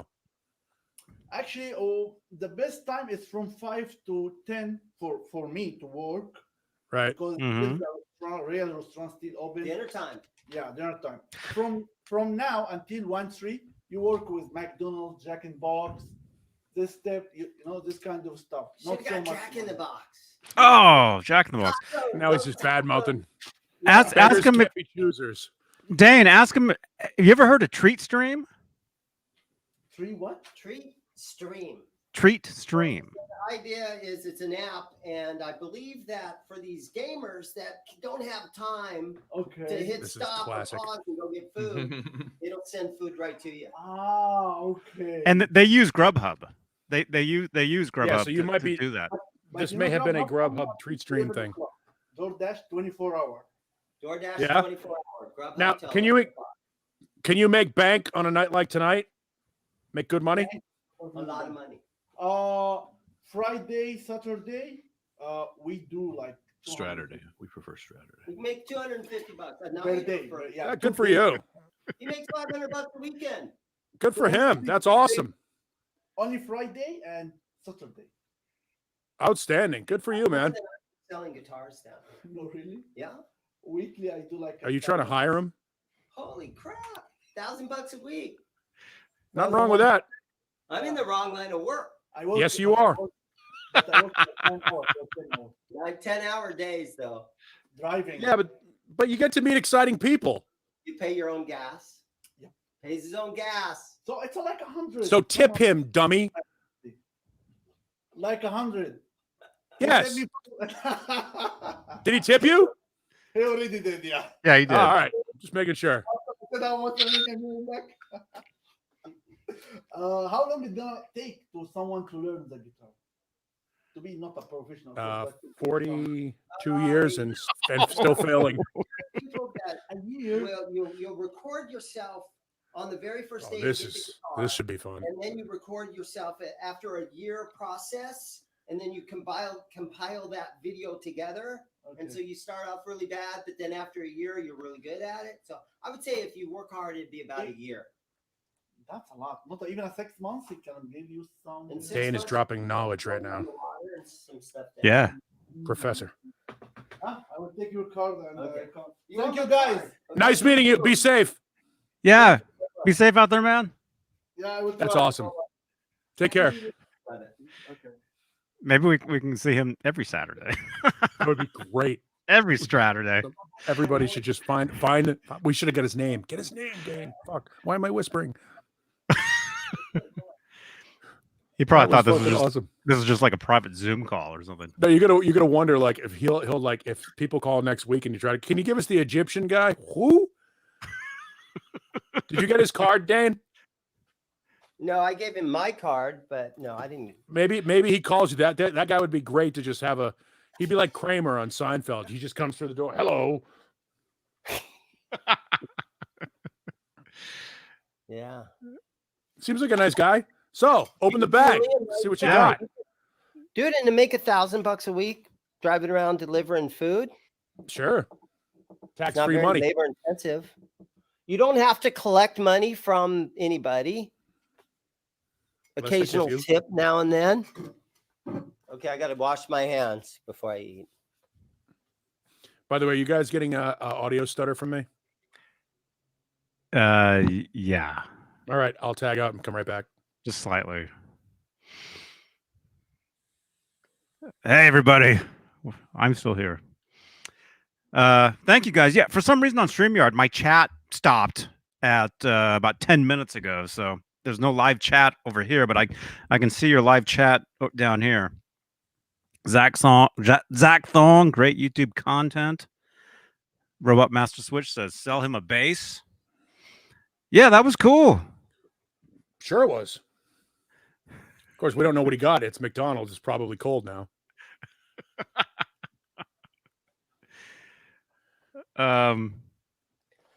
But he never heard the that impression, bumfuck Egypt. Did you really say that to him? Yeah. Bum No, fuck it Egypt. wasn't racist to say that. No, we've it's no, just- not at been all. unbagging. Oh, Really, guys? Now I got to sit here. You better have nuggets. Oh, McDonald's fries are like crack. Those look good. oh. God, I wish I was hungry. You're always. You can always. He's not. have He's food not in even your hungry. pocket. I am not. No. He's So, not do you hungry know- at all. By the way, do you know who it came from? It'd be nice to thank that person Right. for sending you food. Actually, well, Not listening. Actually, I he bought it himself. Yeah, that's myself. My We'd son- like to wish it came from Treat Stream, but that was DoorDash, and they don't even do DoorDash. Oh, you didn't stay kayfabe. All right. Next week, we'll do Treat Stream. No, we won't. It'll be. This is. What's going to happen first? We're going to do Treat Stream, or we're going to do the Unleashed live reading, because we're not going to do that either. Right. Oh, What is that? Oh no. Looks like a chicken fillet sandwich. Oh. Doesn't look like a very good chicken. It's McDonald's. Right. Okay. Chicken. Dane spent esque. Dane spent like $3 right there, Wow. and he tipped him more than he spent. That's a big bag of McDonald's. I don't know. wait. What So you're not even hungry. You're not even hungry, and you got a sandwich and the French fries. sacrifices he makes, you know, For the Thank you, show. Dane. All right, I guess you can get a shout out tonight. Nice. Oh, Dance for me, monkey boy.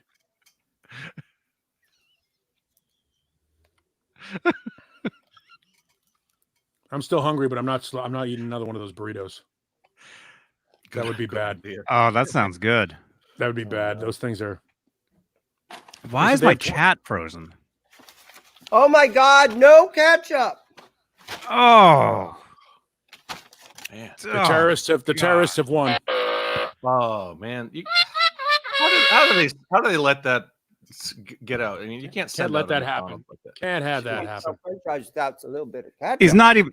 Dane's not even hungry at all, and he still doesn't get ketchup. So I'm doing it for you guys. Maybe I have a naive question. How does is it Grubhub? It was DoorDash. He said DoorDash. Okay, so do they contact McDonald's or obviously you contact Grubhub or DoorDash? Then it goes. It was Grubhub. Does Grubhub McDonald's send an email to McDonald's? McDonald's uses DoorDash. Or does the guy come and he does the drive through and no? What happens is McDonald's gets the order. Okay. They send it out. That guy gets an alert on his phone. Gotcha. Like that guy's like driving down the street or he's parked waiting for the next thing. He'll get an alert. He can choose to accept it because I used to drive for Uber, so I know how this works. It's the same thing. So he'll get an alert and he can choose if he's close enough to Dane's, he can click on it and then head right over there. So yeah, the alert goes out to McDonald's, bags it right up. He just has to grab it, get in the car, and head over to Dane's. That's how that works. Right. Man. Yeah, where's Caleb going? We missed the In-N-Out trips. Those were fun. Did you just say you want Kalen to give you the In-N-Out? When we used to go to In-N-Out Burger for I don't know, Paul. I don't even know if Paul was with us when he did that. No. This was like a couple years ago. Oh, now Dane's starting to show stuff he's not going to sell you. Oh, nice. My chat is frozen, so I'm going to jump out. I'll be right back. That looks beautiful. That is very nice, shiny. Solid state? No, it's got to be with tubes, right? It's like one of those 5-watt mini tubes. That's why it's is it semi-transparent in the front? Softly lightweight. Looks like you could see the tubes. It could be a solid state glowing through there. Does HK do solid state? It could be just a modeling head. Yeah, they do solid state. I was looking up there's a site that I look at called Preservation Sound. Oh, I'm glad you said Preservation Sound. Preservation? How would that be? I don't know. Just whatever you said. Preserve. I'm glad you said that instead of who knows what. Perversion Sound. And it was looking at the old Custom catalogs. You guys know Custom, the amp brand? Yeah, I remember the K with a K. The tuck and fold. He used to have a cool custom PA there with like the old school tall columns with the cushion on it. You know, the horrible upholstery.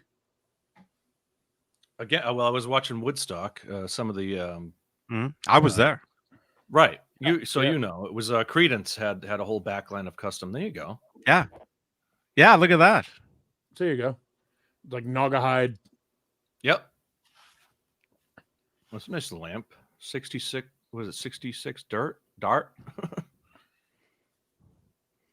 Yeah, this is a newer. This is a new version. This isn't an old one. This thing's just a few years old.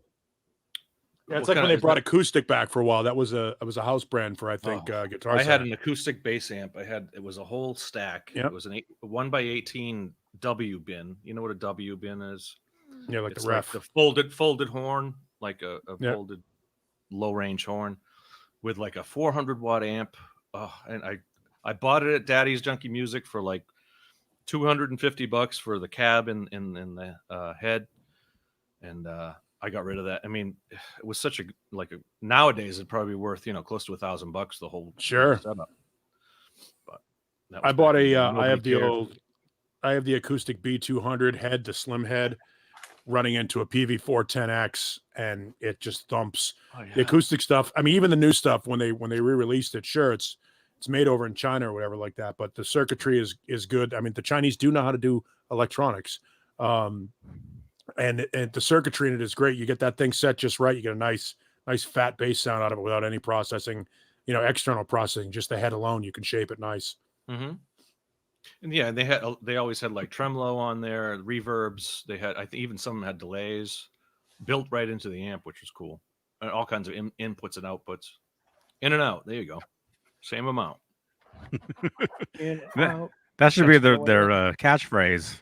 Yeah. Is anybody else's StreamYard chat just like frozen? I'm not looking at the stream. Did it stop? Like mine, just keeps stopping. The last comment was 11 minutes ago. Yeah. So yeah, YouTube's moving. Yeah, the YouTube chat's there. The StreamYard chat just stopped. Man on a mission. People don't want to sit and watch somebody eat. No. Right? Especially when they're not hungry at all. Or there's a starving kid in Asia that would have loved that food. Right. But you ate it, you selfish American. You know.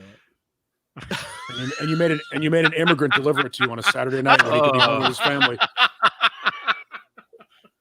Hey, no, he's helping immigrants. That's the American dream right there. That was the American dream right there. He married delivering McDonald's to you is the American dream. Married a woman from Florida.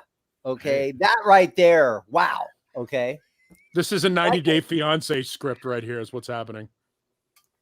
Has a job in America making $1,000 a week.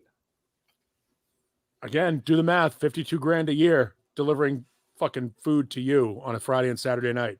That's not bad. Tax-free $52,000. Renus has a question for me or for all of us. Can't see Arena's question. Can't see any questions. Well, does adjusting guitar action usually affect intonation on a guitar?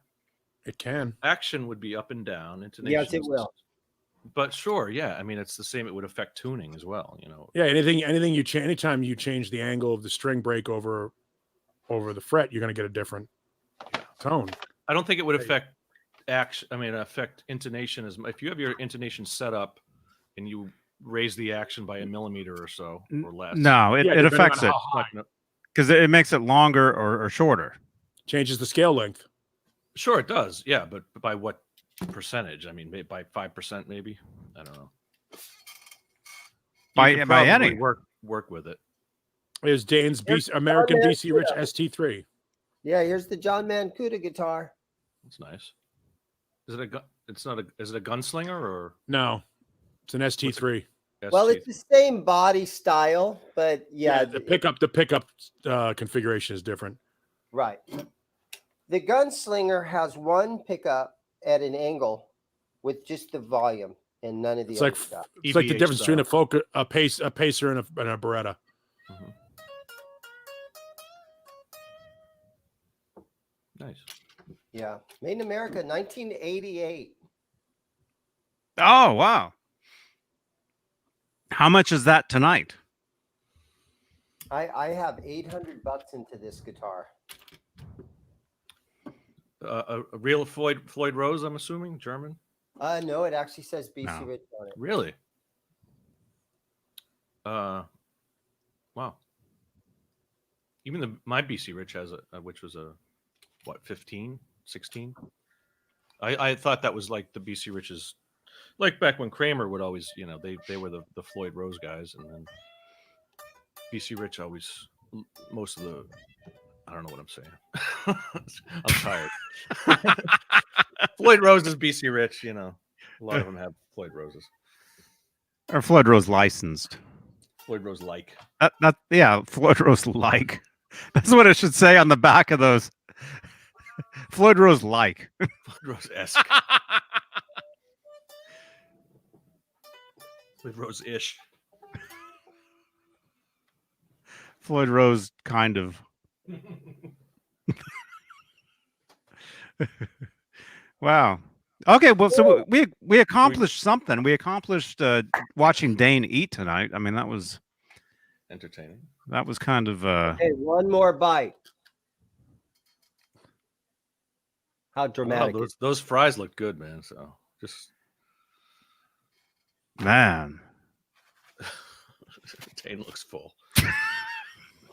No more. Yeah, I think Dane like just ate. Like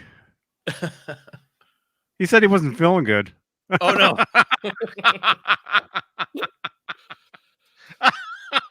Okay. Oh. Luca Ferreira says thoughts on Ernie Ball Music Man Floyd's. The Godot Floyd is great. Mm-hmm. The Godot Floyd is great. It's a great. I mean, they got it right. It might as. I mean, Floyd-esque Floyd. Yeah, it's a Floyd, but it's just a little, slight Pitch. little differences. But I think it's every bit as reliable as the German Floyd. Yeah, they're great. They're great. The ones you got to watch out for are like the ones that you can find on eBay for like, $15. I bought a guitar with a They call it like a Floyd Rose or a locking tremolo, and it's made out of pewter or something like that. Soft yeah, lead.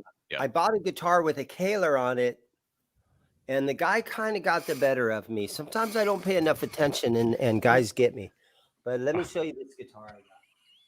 Kahlers could be good too. I mean, if the '80s Kahlers weren't bad.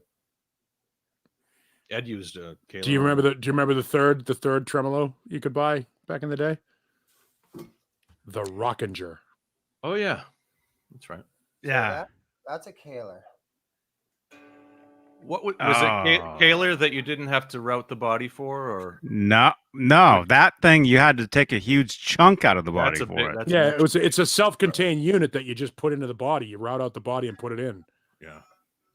Yeah. Might as well have a third pickup route. But I wasn't paying attention when I bought it, and so the fine tuner screw that goes right here in the low E string is missing. Oh no. I know it. So that guitar is fakakta.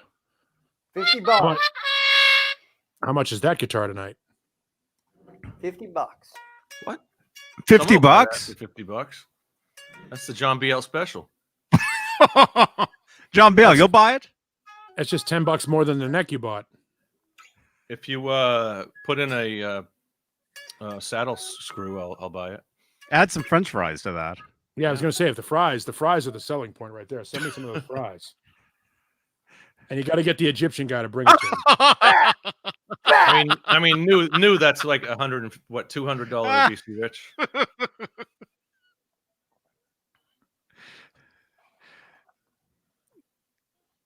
Oh. Ew. Bonus. I guess today was Lita Ford's birthday. All right. Happy birthday, Lita Ford. I'm glad she's watching. In honor of Lita. Yeah. What's the fretboard made out of? Is that maple or? Oh, it's whatever kind of their rosewood. It's real it's a faded rosewood. Pal Faro paper. What are the inlays? It just has this one inlay at the 12th fret. The little lightning bolts or whatever it is. Ah, interesting. The beauty of Dane's shop is you can get everything from the weirdest little, $50 guitar to a Gibson or a Paul Reed Smith and stuff. That's the beauty of not actually being a guitar dealer. Right. He can do pedals. He said he's locked into Fender to be a Fender pedal retailer, but he's not locked into any guitar company, so he can get whatever the hell he wants at any time, which is cool. And everything is used, but some of it is barely used. I mean, when you talk about a 2019 guitar, who cares if you can save a couple $100? Sure. I ordered some stuff from Fender on Monday because I'm a accessories dealer. So you can get the picks, and the guy from Swiss Picks was in today. Oh, cool. And, yeah, so I have I told him, bring me he's got like 30 different style picks now, or 32 different styles or something. I have Swiss Picks. Yeah. These are the Jason Becker Swiss Picks. And so he's going to, so I said, thank you to the Becker family for that.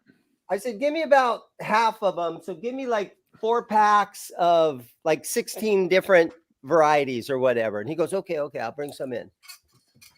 But I was talking to my Fender rep, and I can just do the accessories. So I can't get Fender amps or anything like that. I can get strings and picks and some parts and pickups and straps and strings, the accessories. But he said, but I'm like, I was telling him, hey, I saw that Fender has sold more guitars this year than in any year in their history. There's an article in the Washington Post or whatever. Yeah. And he's like, yeah, it's been crazy. And they're about 2 months back ordered on a lot of their products. And I said, hey, eventually I kind of would like to get into the next tier of being a Fender dealer. I think they call it a tier 4. And so you can be a Squire dealer. It gives you acoustics. It gives you the rumble amplifiers and the front, all these solid state amps. It's a $10,000 opening order. But man, come Christmas time, you have all those little brand new in the box Fender amps. I think I can sell those things. But he's like, we're not accepting any new dealers right now because we can't keep up with demand from the dealers we already have. And he said, we hope to be back in business at about the beginning of the second quarter of next year. So maybe April, May, in that neighborhood, they hope to be caught up. It's a good position to be in. You think so, yeah. And I think PRS and Gibson are, again, they're the same. They're having a record number of sales this year. The industry as a whole. Yeah. Yeah, everyone's at home. Everyone's at home, rediscovering their love for guitar or if there's a positive that can come from all place. this. Yeah, the positive that could come from all of this is that the guitar industry is saved, which is weird. Yeah, and even Guitar Center sales numbers are better, and they're so far in debt. But it's giving that you can almost see a little light at the end of the tunnel for them where they're maybe trying to come back. And it might help them to get more investors to help them, so good news for Guitar Center too. Any music shop, any guitar shop that can compete. Because we don't want Guitar Center to go out of business. I'd have no problem at all if Guitar Center went out of business. Hey, that's all we got left around here, really. There's 1 or 2 mom and pop shops within 20, 30 miles of here, and then there's a Guitar Center. So Guitar Center sucks though because everything is so hacked on. It sucks. Like if you find a guitar, on the wall that you like, yeah, but that's not the option. Well, it's not the only option. That's like saying everybody should eat Taco Bell because that's the only option. If you want to go out and play a guitar, though, if you want to try something out, you go to Guitar Center and try and then buy it somewhere else. That's true. Find a better deal, sure. Yeah, then buy it at Sweetwater. Mm-hmm. You buy it at Zim's. If he has new guitars, if you're lucky, you walk in. Zim's is like a scratcher ticket and lottery shop. You know what I mean? You walk in, you go, oh look, I scored. Sometimes it's a Firefly, sometimes it's a Gibson. Yeah, if you've always got something new coming in, though, that's always good. You can always find something different, and you can check it out every week. That's what I used to do, like Daddy's Junkie Music, which was around here. Every week you take a walk in there, and there's a whole new, because we're talking like early '90s, when there was nobody wanted the Kramers anymore, guitars were cheap. Like I was saying about that acoustic amp in the early '90s, which would, was like a 400 watt head with a 1x18, full cab. We got it for, less than $200, something like that. It's $1,000 now. Yeah. Or something. So or is so there they say. That nobody is in the chat anymore? What happened to the chat? I'm watching YouTube moving. The chat on StreamYard froze for some reason. If you go to YouTube, the chat's still moving. I'll bring this up when I'm a guest on their show. Yeah, right. How come your chat stopped working? And yeah, Margaret. Yeah. I'll check out Jam's music next week. I'll be up there next week in Dublin. Dublin. I'll swing by there. Swing by Jams. Yeah. If you go to YouTube, the chat's rocking. But yeah, on StreamYard, it stopped. Happened to me twice. You have to like log out and you have to like jump out and jump back in.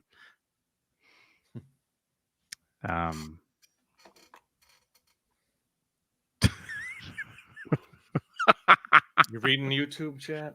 Yeah, I've got it down here. I've got it on the laptop. I've got the YouTube chat.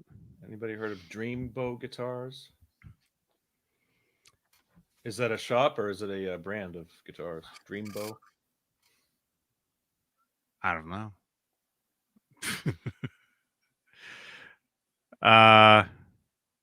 Oh, Luca. Oh, Dreamboat Guitars. No. It's a shop, right? John Beal, Renus has a question for you. Yeah, I saw that. What was it, Renus? Where? Maybe I didn't see that one. The latest one. Oh. Seriously? You don't want to know. More? Yeah. Anyway. Yeah, the number's too big. The number is too big on that one. Right. You'd be thinking about it all night. You just can't. They can't put that stuff out there. Like, how is that possible? No. Ask Mancuda on. He'll be probably upfront and honest with you if you ask him on Tuesday. More than happy to share that information. Yeah. I have a travel-looking guitar. Let me see. Oh, cool. I'm hungry now. Yeah, McDonald's French fries. That's not Margaret really good. Scranton has a question for you, Johnny. Right now? Medium. Medium. Wow. Must be a good show tonight. Oh, look at that. Yeah, it's called a Journey. Yes, I've seen those. The big hole on the side there. It's it's all plastic. Is that a mistake? It's carbon fiber. Plastic. That's the sound hole, John. Oh, okay. Check. Wow. Check. Sounds really cool. Listen when you're talking to it. Hey, check. Hey. It sounds like this. In Canada. It's interesting. So the idea of the sound hole being above, it's almost when you're playing a regular acoustic, your hand is covering the sound hole, and with that, your hand is not covering it. So it is. It sounds like it has a little bit of a flange to it. Now I don't know if that's his microphone, but I could hear that. Yeah, but I could be just a serious. It's got a nice ring. It's got a nice ring to it. Good, yeah. Yeah. It sounds metal, obviously. It has a little more metal. Metal. Yeah, it's not as warm as a. Is it got a pickup on the bridge or piezo, whatever they call it? PAs. Yeah, even that cutaway is kind of weird. Well, it changes the sound, obviously, because it's like the sound. This is where Dane does the churches under the Milky Way, and we get flagged. Kind of a moth thief.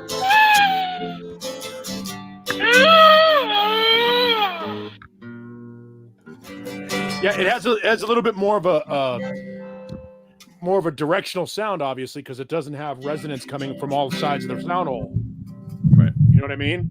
So the sound is being funneled up into one small area as opposed to being ringing out from one hole in the middle. Really good. It's a unique sound. You said it's all carbon fiber or plastic? Plastic? Wow. It's like, what was Ovation? Was Ovation carbon fiber? Wow, so you can't smash that guitar. Sure you can. It'll just shatter. Crush it. Yeah. It's like you go to smash it and it actually sounds like this. Or it'll like shred like one of those unbreakable combs from the barber shop that you couldn't. You have to bend it and twist it to break it. Fiberglass. Yeah. What was Ovation? Was Ovation fiberglass, or what were they made from? The backs were made of carbon fiber, fiberglass, Okay. or resin, and then of course the tops were. Well, there's a big difference between all the three of those: carbon fiber, resin, or plastic. What I don't, because they were. Didn't Ovation make stand-up basses called standing ovations? They should have if they didn't. I know. Yeah, Great idea. They did make a nice bass. There was a bass that had a lot of unique features on it. The Ovation bass.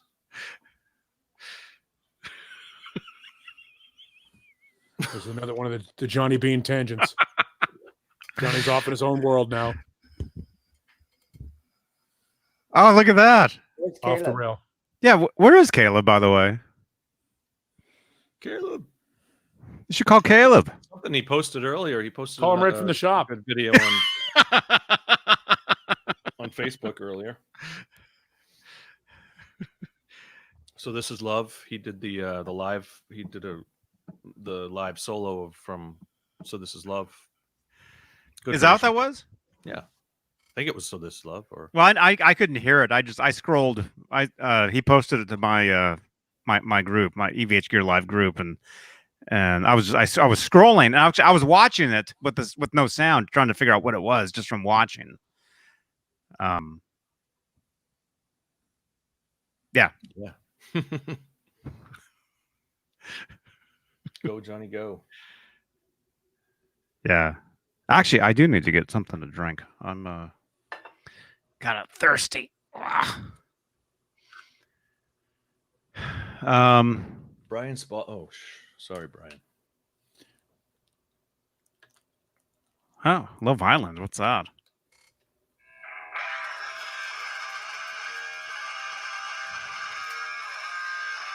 Another thing to get flagged for. Is that Priest? No, it's Dio. Instagram. Oh, it's not. I did Yeah, that's that's the band Instagram. yeah. Yes. Ronnie James Instagram.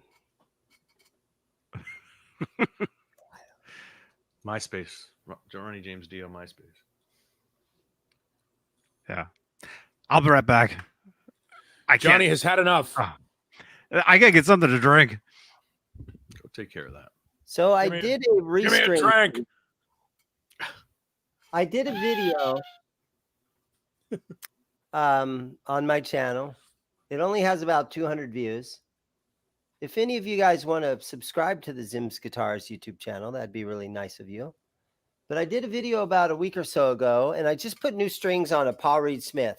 It's your typical sort of Dave's World of Fun Stuff type of video where I just restring a guitar, right? But I put a laugh track to it. So every time I turn at something or cut a string or whatever, the audience is just going crazy. Yeah. And so I highly recommend everybody watch that video and leave comments. Everybody put a laugh track on your video. That's funny. I just read, I think I mentioned it before. I read there was an article on one of the sites I look at. I think it was Tedium. It's called Tedium. And they just, it's random trivia. And they did a whole article about the laugh track. The origins and the guy who kind of invented, there was a machine that he invented that actually, it was you played it like a keyboard, and he had, you know, like 100+ laughs and chuckles and nuances loaded into it. And what was the one that the Mellotron that the Beatles used to use, or that, you know, they used in the 60s? It was a keyboard that played tape loops, basically. It was the first samplers is what it really was. Yeah. And they actually found the original, and I guess it was on eBay or something like that. And there was a whole story about it anyway. It's an interesting you know, they go through the whole history of the laugh track, and you know, a lot of the ones that you'll hear even to this day, well, even probably up till Seinfeld and that kind of stuff, was from Red Skelton, a comedian who did a lot of pantomime where he didn't talk, but the audience is reacting to him. And so you had the audio tracks from, you know, 1950s Red Skelton show that lasted well into the 90s. You were hearing laughs from the 40s that, you know, were laughing behind Seinfeld and Friends and all that stuff. Yeah, it's like when people steal public domain pictures for their album cover, Mm-hmm. you know, or Shutterstock or whatever it is. You know, once that becomes licensed for reuse. Well, I would suppose you can't really put a copyright claim in on an audience. I would suppose the studio owns that tape of the audience. You would think, yeah. So.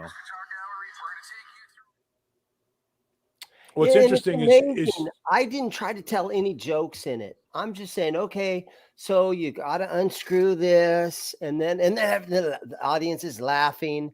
And so then, did you put it in specific places, like where there would be a joke, or did you just kind of lay down a whole laugh track? I put it in like after everything I said. Right. We I'll stuck have to it check in that out. That sounds interesting. It was funny. And they've done tests of, like, you know, taking out the laugh track from Seinfeld and Friends, you know, and or what the modern one is, I think, what's that it made nerd me show think, on if you were a Hollywood Big Bang Theory. Let's say you were a writer and you were part of an old TV show like Munsters or something, and you were actually writing jokes, and then you'd have the laugh track, it would actually be pretty funny. I wasn't telling jokes, but the laugh track happened and it ended up being funny. Right. I can imagine how easy it would have been. You can manipulate your audience. That's right. That's what. So just for a second, let me just hold this up here, and let me just do this for a second. A rebroadcast of another stream. See how stupid this is. Yeah. It turned out funny.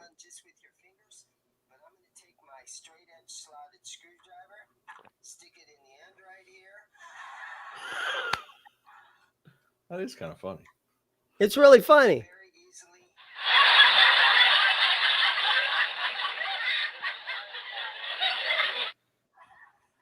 See how easy that is? Oh, come on, there. See?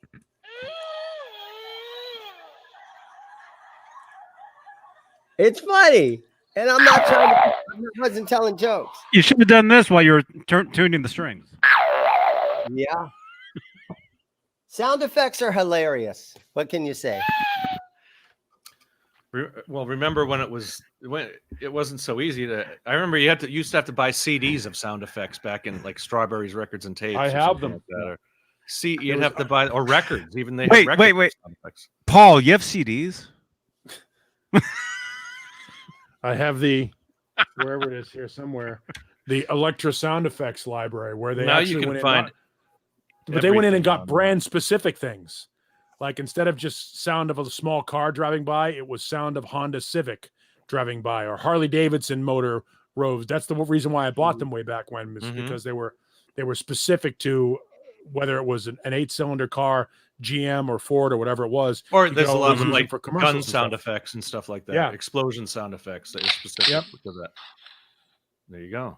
That's generic.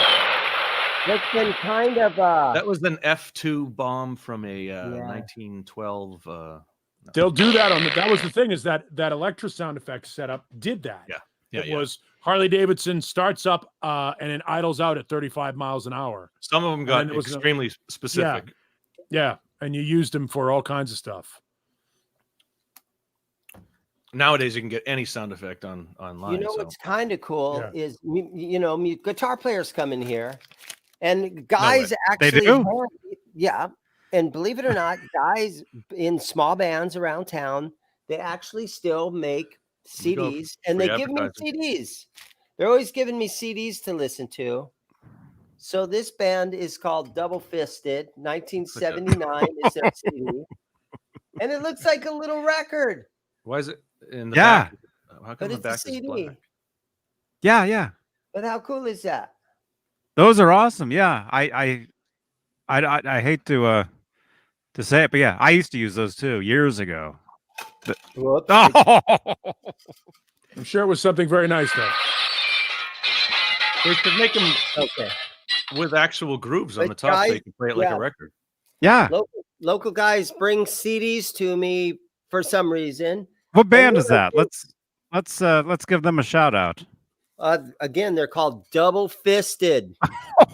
Oh, you said that twice. The Cookers and Blow. Look at in those song names. USA. Bad, Yeah. Acid, Blackout. Let me see if I can hold it still and not shake. Blackout. Overtime Drunk all the Blues. time. Boss Hog. Yeah. Sink or swim. Bad Acid. Simon Said. Drunk all the time. No, Film at 11. Simon Sad. Let me guess. They're punk. They are That's punk. that's a punk band. Okay. They're 500 great. And you RPM. know what's weird about them? They're a two-piece. 500 RPM. They're a two-piece. So it's a guitar player and a drummer, and the drummer's a singer. And the bass player has the octave box and all kinds of stuff, so he can. And he You carries said they're a bass two-piece. amp.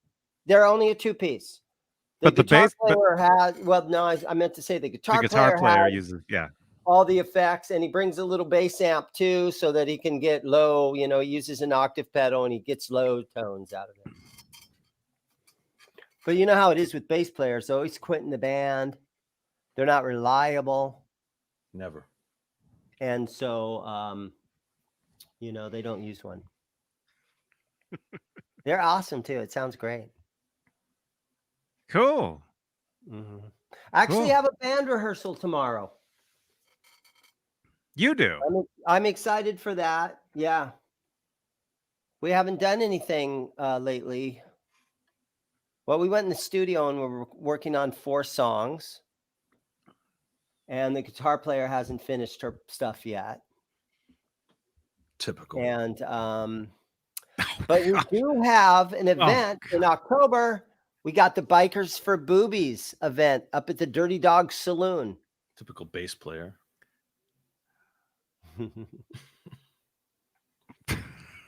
Standing there like an idiot. Bikers for Boobies. Uh-huh. So it's breast cancer awareness, breast cancer benefit show. It's at the Dirty Dog Saloon that's in North Scottsdale. Brings a good crowd, and everybody dresses in pink. And so I actually have an old Squire bass that's covered in stickers, and it's just a real little piece of shit. It's at my house.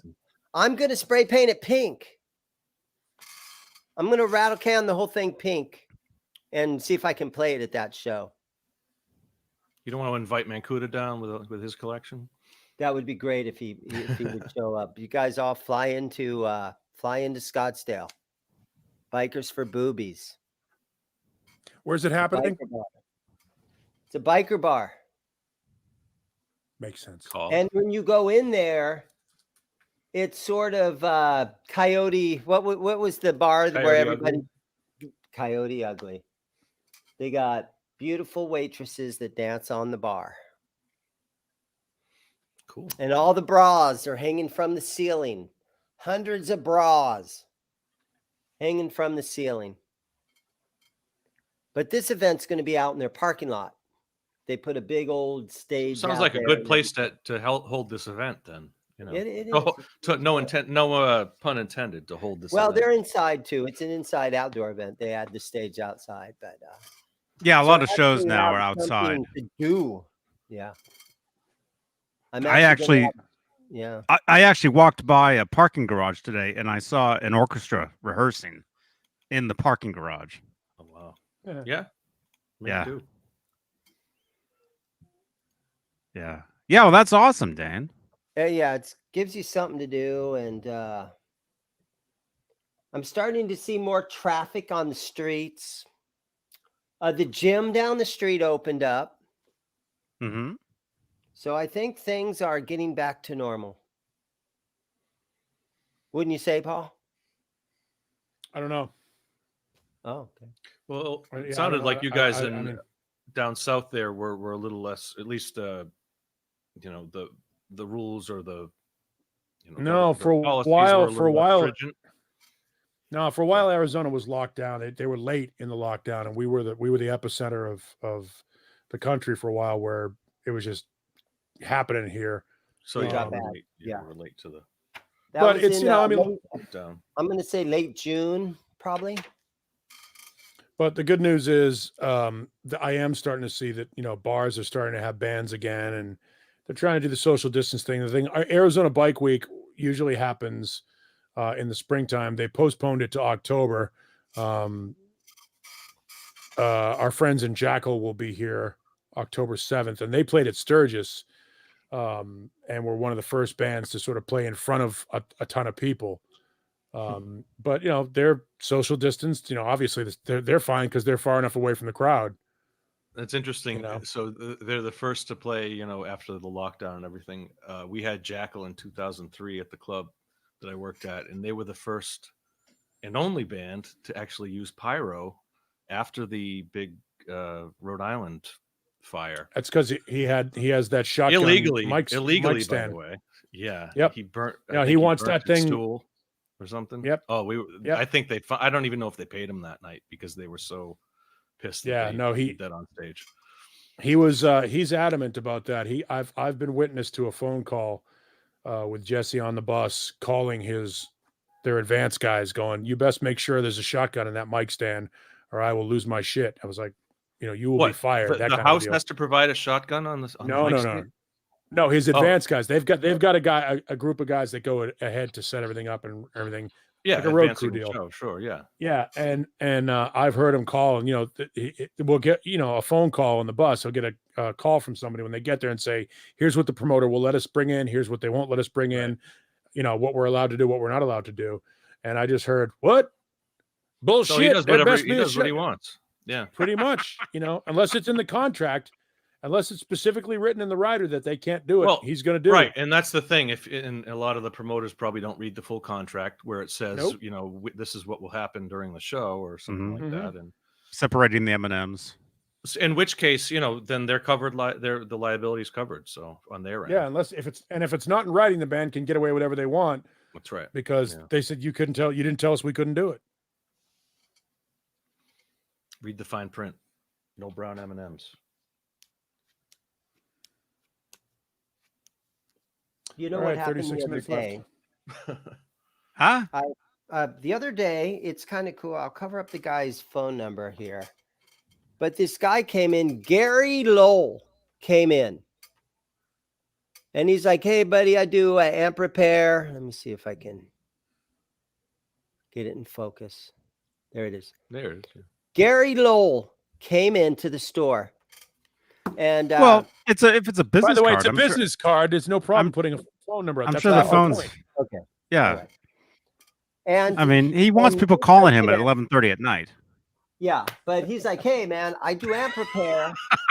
I've done amp repair for like 50 years. I was Randy Rhoads' amp tech. Wait, are you serious? Yeah. Margaret, are you here?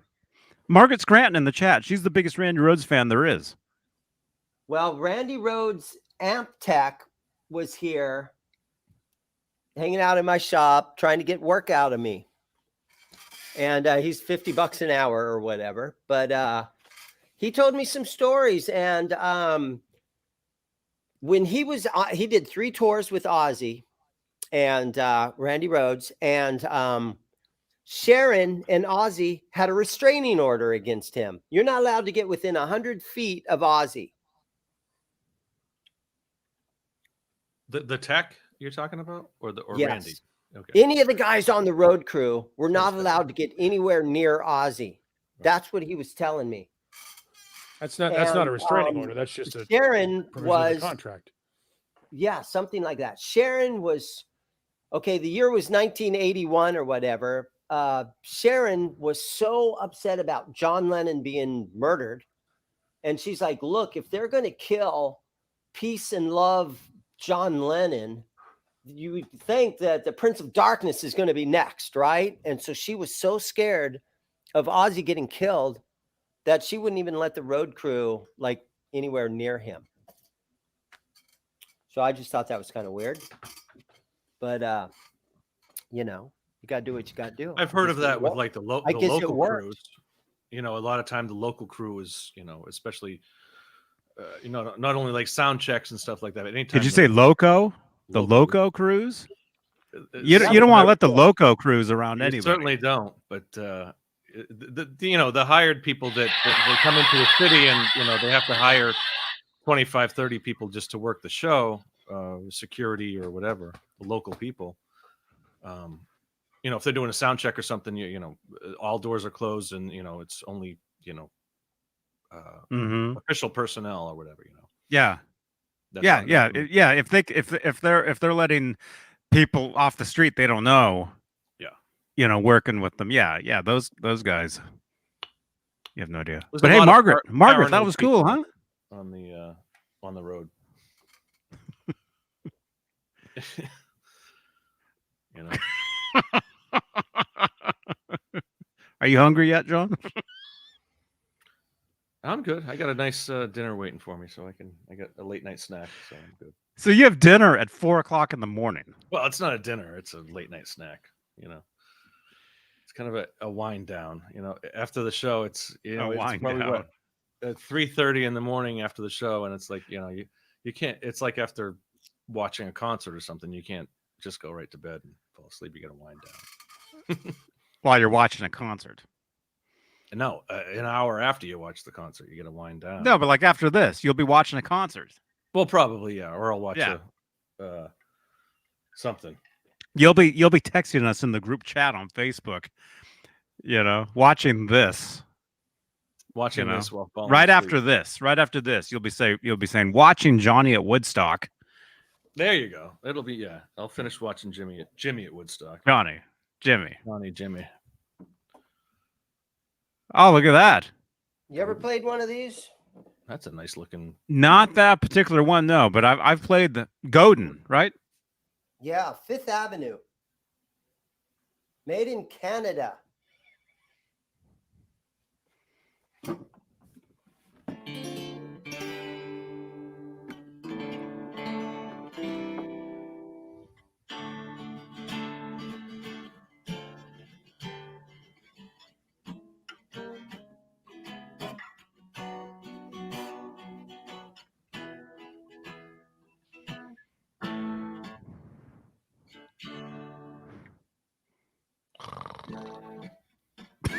That's not me doing that.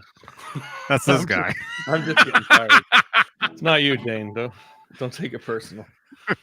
So what's on that? You got the P9. You got the P90 in the neck. Oh, they're both P90s, right? Soap bars. Are those P90s? They're dog ears. Yeah, Those are P90s. Yeah, it's a jazz guitar. You got the P90s in there. Mm-hmm.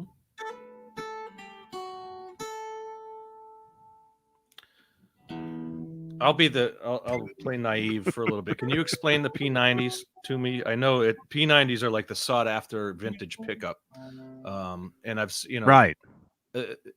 They've got those one. Are those like chrome covered? Do they have the chrome cover, or it's just a different cover? I think the only difference between a P90 and a dog ear P90 is the dog ear P90 has this little extra piece that comes out on the side that looks like the dog ear. Sure. That's how you mount that sucker down. The regular P90 has two holes, like here and here, and the screws run down in there and hold it straight into the body.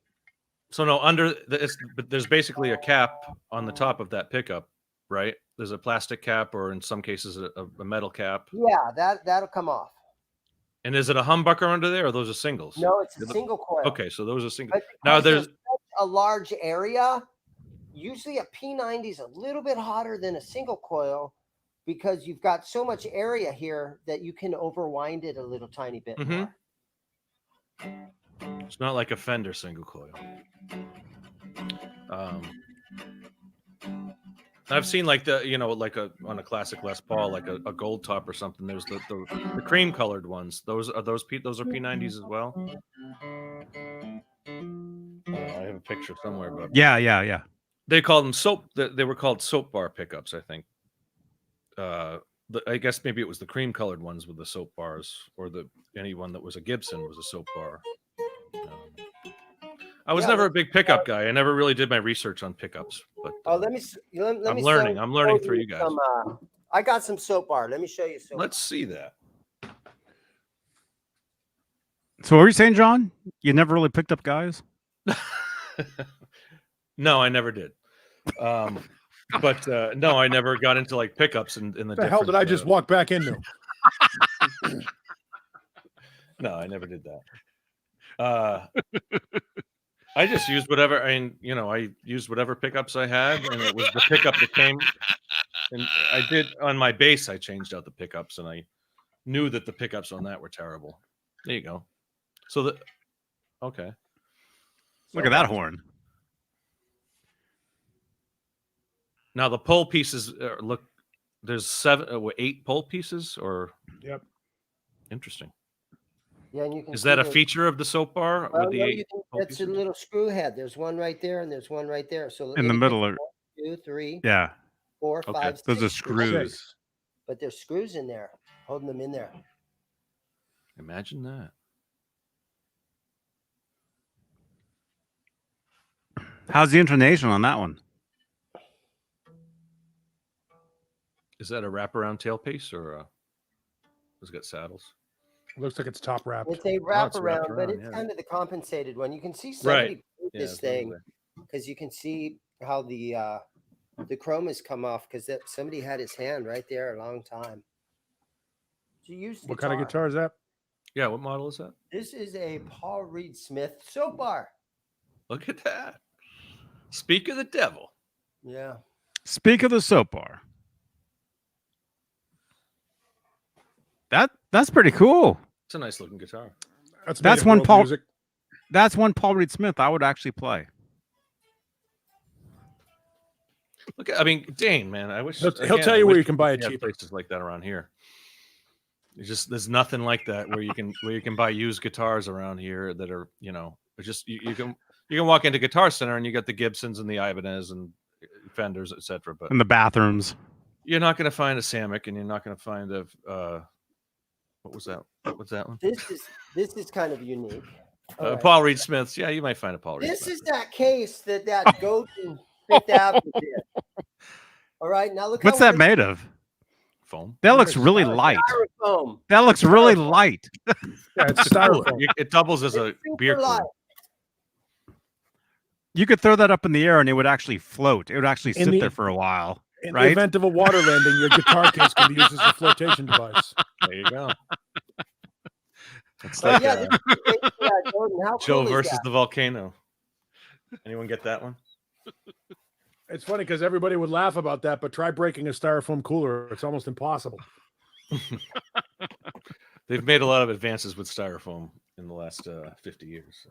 It's Wait, used as bumpers now. Yep. Oh, that looks so cozy. Hey, look in the chat. It's Zach. It's Oh, Zach's it's like, Zach Thong's birthday today. It's not. Oh, I've been happy reading the birthday, chat. Zach. There's a lot of birthdays going by. I'm missing. a Oh, couple. really? Caleb's birthday, I guess, is coming up, and who else? Somebody else said it was their birthday. Maybe it was Zach. Zach Thong. Happy birthday, Zach. Happy birthday, Zach. Happy birthday, man. Congratulations. Congratulations on your birthday. I heard made there it was this an far. earthquake in LA today. Was there an earthquake in LA? Last night. Oh. Last night there was a pretty good one. My whole Facebook feed was all because all my friends are in LA, and my whole feed was all oh, did you feel that? Did you feel that? Was there a bunch Yeah. of damage? Did it do It was a- damage? It was a 4.8, so there's going to be some damage. Nothing catastrophic, but enough that you know that there was an earthquake. But that just means there's a bigger one coming in about a week or so. It was like a tremor. Maybe. Sometimes. Maybe the aftershock. The aftershocks can be, some you get the big quake and then you get 15 aftershocks. The aftershocks are the things that could really fuck things up. The quake loosens things up, and then the aftershocks crashes it. The bridge all of a sudden falls down, or the building cracks, or whatever. When was Plate the last time- tectonics. Come on, everybody.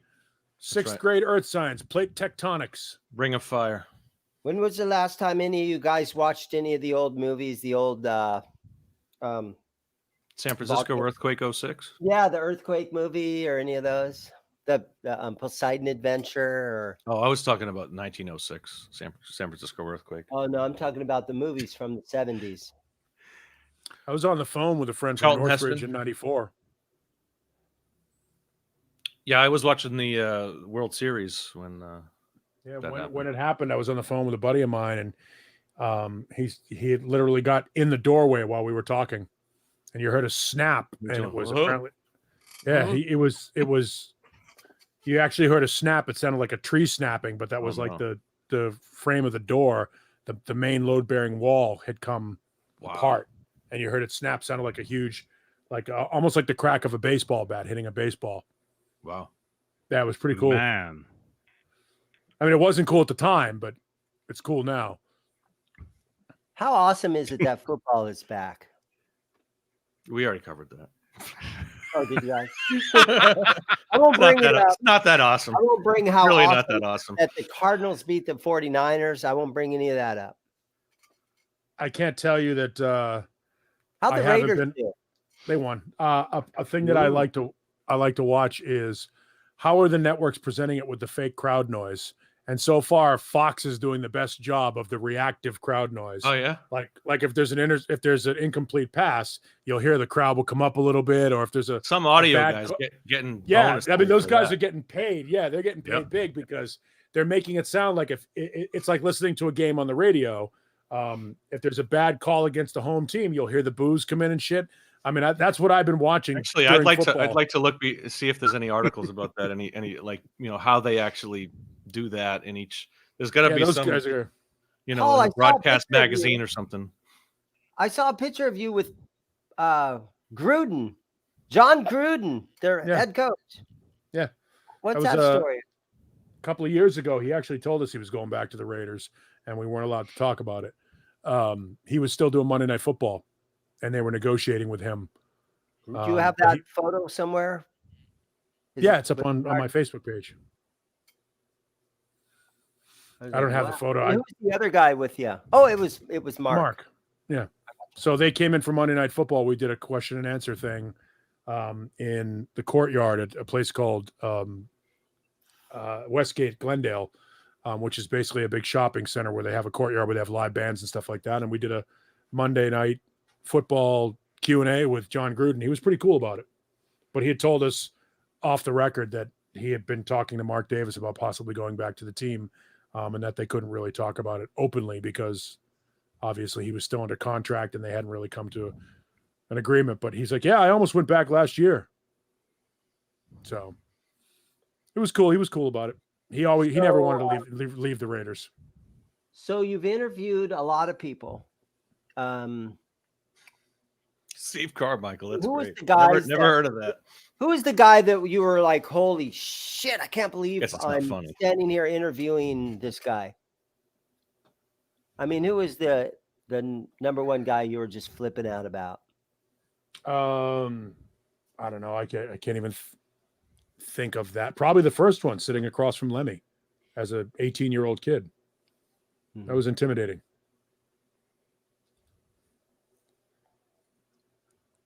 The Judas Priest dude. What's his name? The lead singer? Rob Halford. Ripper Owens. Bill. Were you tripping out with Rob Halford? Nope. It's because you were at work and you were in your element, and he was just, No, it's because I've just been doing this for 35 years now, and you kind of get used to it. When you're an 18-year-old kid and you're sitting across from somebody like that, it's very different than now. So it's, it's cool. We talked about this last week, the difference between a good interview and a bad interview, and who can screw it up and who you hate. And like it gets to a point where when you're a kid, you would never say no to an interview. But now we get these things every week where our producer will come to us and say, hey, they want to know if you want to talk to so-and-so from so-and-so band. And we're like, no, not big enough. Or no, nobody cares. Like I said, I told the story last week. We bumped Coverdale 3 times because he was being a dick. Do you guys play Creed? You guys don't play Creed, do you? No. It's not classic rock yet. What about Nickelback? Are you into the Nickelback yet? What's No. the most recent band that you guys play? I was kind of shocked. I heard something on ZLX, the classic. Well, local they're classic rock the station. I was 90s like, bands wow, now. that's the classic 90s rock bands now. the 90s bands are getting into classic I rock think it now. was I mean, Collective. you probably heard Collective it was Soul. either Collective Soul or the Red Hot Chili Peppers. Candlebox, and Chili possibly Peppers. wow, Candlebox. That's classic rock now. One of the most popular rock songs in America, still to this day, since the day it came out, is Under the Bridge from Red Hot Chili Peppers. And any radio station at any format at any time can play that song and people like it. It crosses over. It's one of those, it's what they call a bulletproof song. Now, I can specifically remember when like I think it was Guns N' Roses and Nirvana came in maybe 5 years ago onto the classic rock stations, and it was like a big deal. Like they were like, you know, Guns N' Roses, not so Pilots, much. and maybe it was the grunge bands. Yeah, it was when the grunge bands started showing They would up, always yeah. play Pearl Jam. I think a lot of Pearl Jam, and occasionally like Soundgarden. Well, they mix it in. Yeah, you can trace mix those, it in. but you can trace those. You can trace Guns N' Roses back to Aerosmith and the Stones. You can trace, Black Crowes back to the Stones. You can, you can trace some of these bands back. Classic rock sound. But when you start talking about grunge goes back to a different place. I mean, a lot of that stuff goes back to Crazy Horse and the MC5 and stuff that never really popped from a classic rock standpoint. So as a result, it doesn't fit. It's a classic rock isn't an age thing as much as it is a texture thing. You know it when you hear it. Kenny Wayne Shepherd sounds like classic rock from the minute you heard him come out. Rival Sons sound like a classic rock band. Foxy Shazam sounded like a classic rock band. Yeah, some of those bands just, Black Keys sounds like a T-Rex, sounds like a modern day T-Rex. So those bands will probably fit in at some point. Right. At some stations, Metallica can be classic rock. At other stations, they can't. A lot of Metallica. Yeah, so it's really, it has to be over 20 years old for the most part, because it has to age its way in. Classic rock is the best of the best of the best, whatever that is. At some point you have to replace White Rabbit and Somebody to Love from Jefferson Airplane. And what do you put in there? You put in Blue on Black. Now. Basically that's oldies now, So you put in Blue on Black and 60s usually. And but some of that 60s stuff transcends. Creedence transcends, the Doors Hendrix. transcend, Hendrix transcends. Those three are always going to be cool. Stones. For whatever reason. When I saw this a few years ago, I think I told you this story at one point. Came out of a mall. We were doing a coat drive, Thanksgiving holiday coat drive. And we're set up in the parking lot of a mall. And our afternoon guy at the time was on the air. And these three girls come out, and none of them could have been legal to drink. All right. And I think we had, I don't know, Up Around the Bend or something like that on the PA, playing outside in the parking lot. And these girls come on, and one of them looks at the other two and she goes, "Creedence, this is my jam." And we were like, "You're 17. This is your jam? This isn't even my jam." Nobody has ever said those words in the history of the world. Did you ask her who Winger? Ask her if she ever heard of Winger. Right, exactly. The point is, a band like Creedence transcends so much that it never really sounds old. The Beatles never really sound old. Jefferson Airplane and the Grateful Dead, and a Strawberry Alarm Clock and some of that stuff. Yeah, that ages out, and the classic stuff really stays. As much as you hear "Gimme Shelter" from the Rolling Stones, it still sounds current. It still sounds contemporary. There's something timeless about it. Yep. Well, because you've heard those songs every day for 40 years. Yes and no, though. Yeah, but yes years. and no, though, because every year there's a new group of kids who hear these songs and go, "Oh my God, Led Zeppelin!" You see those videos all the time. Kids react to Led Zeppelin. Kids react to the Rolling Stones, and you realize the Rolling Stones and Jimi Hendrix and Led Zeppelin were just better. Nobody is going to be sitting here talking about Shinedown in 30 years. They're just not going to endure. That doesn't mean they're not relevant now. They're just not going to endure and become classic rock. So that's the problem. Well, when do those bands become classic rock? Yeah, but if you're, let's say, 30 years old and Shinedown has been your favorite Like me. band, Yeah. Like Johnny. Johnny's favorite band is Shinedown. Philip McKnight, his favorite band is Shinedown. 30 years from now, he's still going to talk about Shinedown because it's his favorite band now. But it's not, but that might be his favorite band, but it's not going to be a band that everybody in the world embraces. That's the thing. AC/DC, the world embraces. The Rolling Stones, the world embraces. Nirvana, the world embraces. Nirvana's, yeah. I mean, you know, "Come As You Are" was on classic rock radio almost 10 years ago. I mean, that's one of those songs. It's a bulletproof song. "Come As You Are" is one of those. Believe it or not, "Basket Case" from Green Day is one of those. You'll hear that on classic rock. Oh yeah. Chili Peppers, you know, that's an example. Yeah, a lot of Chili Peppers will go transcended so many different genres. And the Time of Your Life, Green Day tune, Time of Your Life. Some of those songs will be there for. It's not really about a band as it is about a song. They're the best songs. You know, one-hit wonders. Aldo Nova's "Fantasy" has been on classic rock radio for almost 40 years. Anybody see just those songs. You know what I listened to today? "Children of the Sun," because we were talking about electronic drum parts. And the intro of "Children of the Sun" is so electronic and it's panning back and forth so quickly. Actually, Rick Beato just put out a video of the top, I think it was the top 15 pop songs or whatever, Billboard, or it's not Billboard anymore, whatever it is, Spotify top 15 songs. And he listened to, 30 seconds of each of them, or he listened to the whole thing and he gave a reaction. He played maybe 30 seconds of it. I watched. It was interesting. Too. Yeah, it was, and it was interesting. There's a lot of guitar still out there. 4 of the top 10 songs had a guitar part. It's not, anything that hasn't been done before, but it's interesting. It's an interesting watch. Check that out after this at some point. He's always got some great videos. I love his videos, and he doesn't necessarily trash everything. He finds something good in a lot of the top 15, but there's really no rock. There's a little bit of reggae. There's a little bit of reggae. Side rock, kind of R&B stuff. And the song by Common, I think it was Common. And I hadn't heard of any. I heard of The Weeknd. That was the one that I had heard of. Oh, maybe it was The Weeknd. There was the producer he used was an old school guy that used real and he had mentioned that producer. Yeah, it was like a real band. Yep. And that's like you didn't have a hit song with a real band. There's a few pop people out there that really still do the analog thing, and they who's the Bruno Mars, something like that, who will use real musicians and stuff like that. I can get on, and that music isn't bad. I mean, his big hit, whatever it was, not off the top of my head, but I don't mind some of that stuff. But it's not. I bought that song. Yeah. What's the song? I don't know. Everybody knows the song. This is my point. This is my point. Yeah. This is my point. I bought it. I bought it because I heard it when I was at NAMM.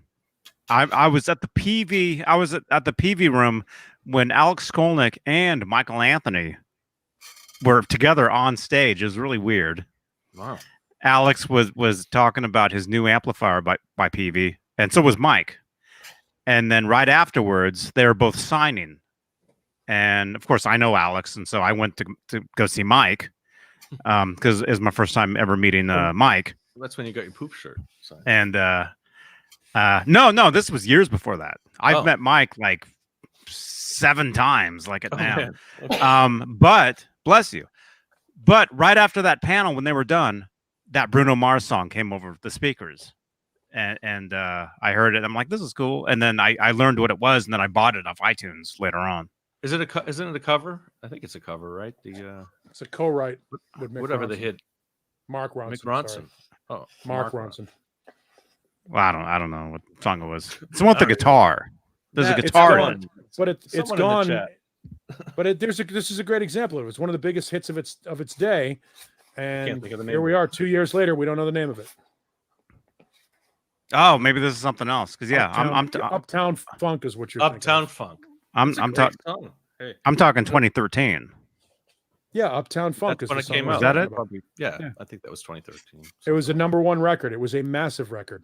Well, funk is something. I always liked funk music. F-U-N-K. I'm saying funk. Yeah, I mean, it's what Bruno Mars is doing goes all the way back. This goes what I was talking about, tracing bands back. What Bruno Mars is doing goes all the way back to James Brown.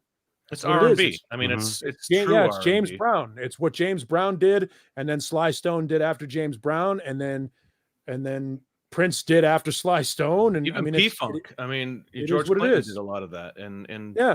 and Bob Marley. You know, it's a strong rhythm always is a good seller. You know, it's something you can dance to. What is it? Oh, if you can dance to it, you got it. Yeah. Well, that's why AC/DC works, because they have a backbeat that you can tap your foot to. You can, and that's you can hear AC/DC even back in high school dances. I remember that AC/DC was there two bands band you could dance that, in my opinion, were probably the luckiest bands at their time, and that was Nickelback and Creed. And the reason that they were the luckiest, in my opinion, is because people bought CDs then. Nickelback and Creed, those guys 1996. sold like they sold 50 million. No, not that long ago. I am exaggerating, but worldwide, they well, no, not 96. No, Creed. I remember when Creed came out because I'm thinking of Collective Soul. You're thinking of something else. I'm glad you brought them back, though. Let's ask the chat: Nickelback or Creed? And those guys sold a buttload of CDs, and they made the money on those CDs. Nowadays, all you can hope to do is get views on Spotify or whatever, and you make like a nickel for every time somebody views your video. You make a nickel back. Here's the real reason. Those guys have big money. Here's the real reason. They wrote great fucking songs. I hate both bands, but they're undeniable. With Arms Wide Open is a great song. Right? Torn is a great song. Songs. I'm saying the period of Never time Again is a great song. So when you write great songs, Taylor Swift, Photograph, your record sells. Yeah. It's and they were both very, very good bands for their time. And the time they were in was the most lucrative time to be in a band. Not true. You could sell product. Not true. Nowadays you can't sell product. Yeah, that's true. But Creed and Nickelback they came after the boom. The boom was 84 to 91. That was the boom. Once 1994, 95 rolled around, things started to level off because of Napster. What if it's 1999 and you're Christina Aguilera or you're the Backstreet Boys or something? Those album sales. Yeah, because they sell to 13-year-old kids, and that's who's buying those records. Those kids. When's the last time you bought a record, Zane? When's the last time? Well, I mean, I bought Bad Company at the Goodwill for $1.49 the other day. When's the last time you bought a new record from a new band? The live Van Halen. Double fisted. No. The live Van Halen. That album. The live Van Halen. I went to Zia Records. I bought the live Van Halen, brand new. 8 years ago. 8 years ago. No, 15. Live Van Halen. Huh? The live Van Halen? No, that's 5 years ago. That was 5. Yeah. No, but it was taped on the new album came out in 2012. Yes, you're right. The record. My son. Yeah. In Tokyo when they filmed. Yeah. My son was out 7 years vacationing ago. or something, and he bought me the Greta Van Fleet on vinyl. Right. So does that count? That was maybe 3 years ago, 2 years ago. Yeah, it's 3 years ago. They release 55 albums every Friday. That's the point. There's only so much that's going to float to the top. And Creed did it from 1995 to 2001. And Nickelback did it from 2000, well, technically 98, but 2002 to 2007, they were untouchable. And even longer than that, 2010, they were still putting out stuff that people were buying left and right. Those bands are the best of their time. That doesn't mean they're going to end up on classic rock, although I bet you My Own Prison and Torn end up on classic rock radio. Kryptonite was amazing. Yeah. I'm sure a lot of those, You know, a lot of those bands are going to be one song here, one song there, and that's in trouble for classic rock radio. That's why classic rock radio is relying so much on the 70s, because that stuff is better. That's why every time a new kid gets into Fleetwood Mac, or a new kid gets into the Rolling Stones, or a new kid gets into Zeppelin, everybody in the classic rock world is thrilled, because that music gets to transcend for another generation. So many of those one-hit bands that I, Yep. You know, it's weird. Seether has had a great career, but they're not going to be on classic rock. You look on YouTube and you see a popular artist that's out right now, and you can see after about a week or so, Taylor Swift is at like 50 million views or something. I actually was scrolling through YouTube and I saw Miley Cyrus, the Wrecking Ball, where she's in her underwear on the big wrecking ball. It said views. It said 1B. Yeah. 1 billion views for Wrecking Ball. Wait, so the B stand for billion? Yeah. And I've never seen that. No, it meant it was her bra size. No, I've seen the video. I've just never heard the song. But I've seen the video. I've never seen anything over like, however millions and millions of views. I've never seen where actually something got into the billions, right? Wow. Yeah. Because I'm sure that's you can find out on YouTube because Miley Cyrus was in her underwear swinging on a big old ball. Kids will watch shit over and over and over again. They're no different than we were. When we were kids, you got the 45 of whatever your favorite song was. And as soon as the song was over, you picked it up and put the needle right back on the front of the record. That's the same thing.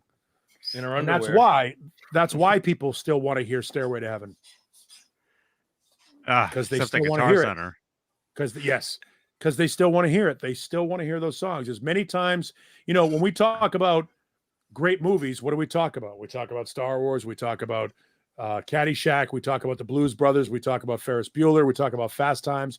Those are all the quotable music. That's what classic rock is. It's the quotable songs, those memorable songs. And those things always, we talk about how great Seinfeld is. Seinfeld is 30 fucking years old.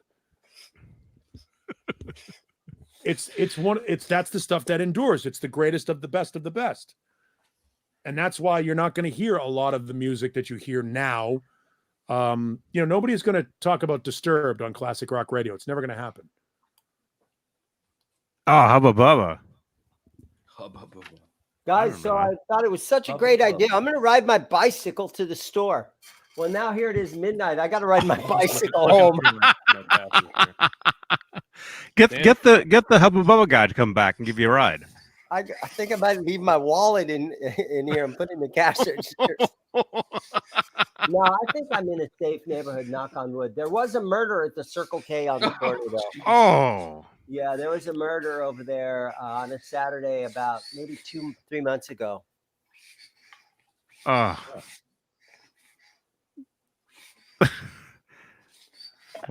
Murder's not fun. The dogs have had enough. They're going to say, murder's not that bad. Yeah, I have to go home. I'm going to ride my bicycle home. Well, good luck, Dane. I'm going to tap out. It's midnight. The dogs want to go out.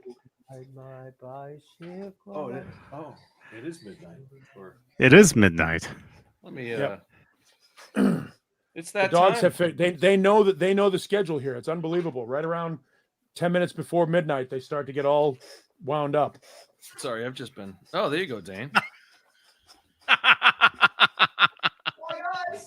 Fucking retard. Do you have a bell on that thing? I bet he does. Or a horn. By the way, I know the layout of that store. Dane just drove into an Ampeg stack. And now he's about to drive through a fender.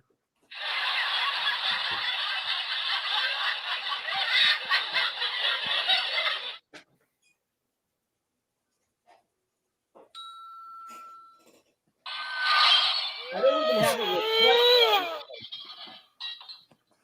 Man.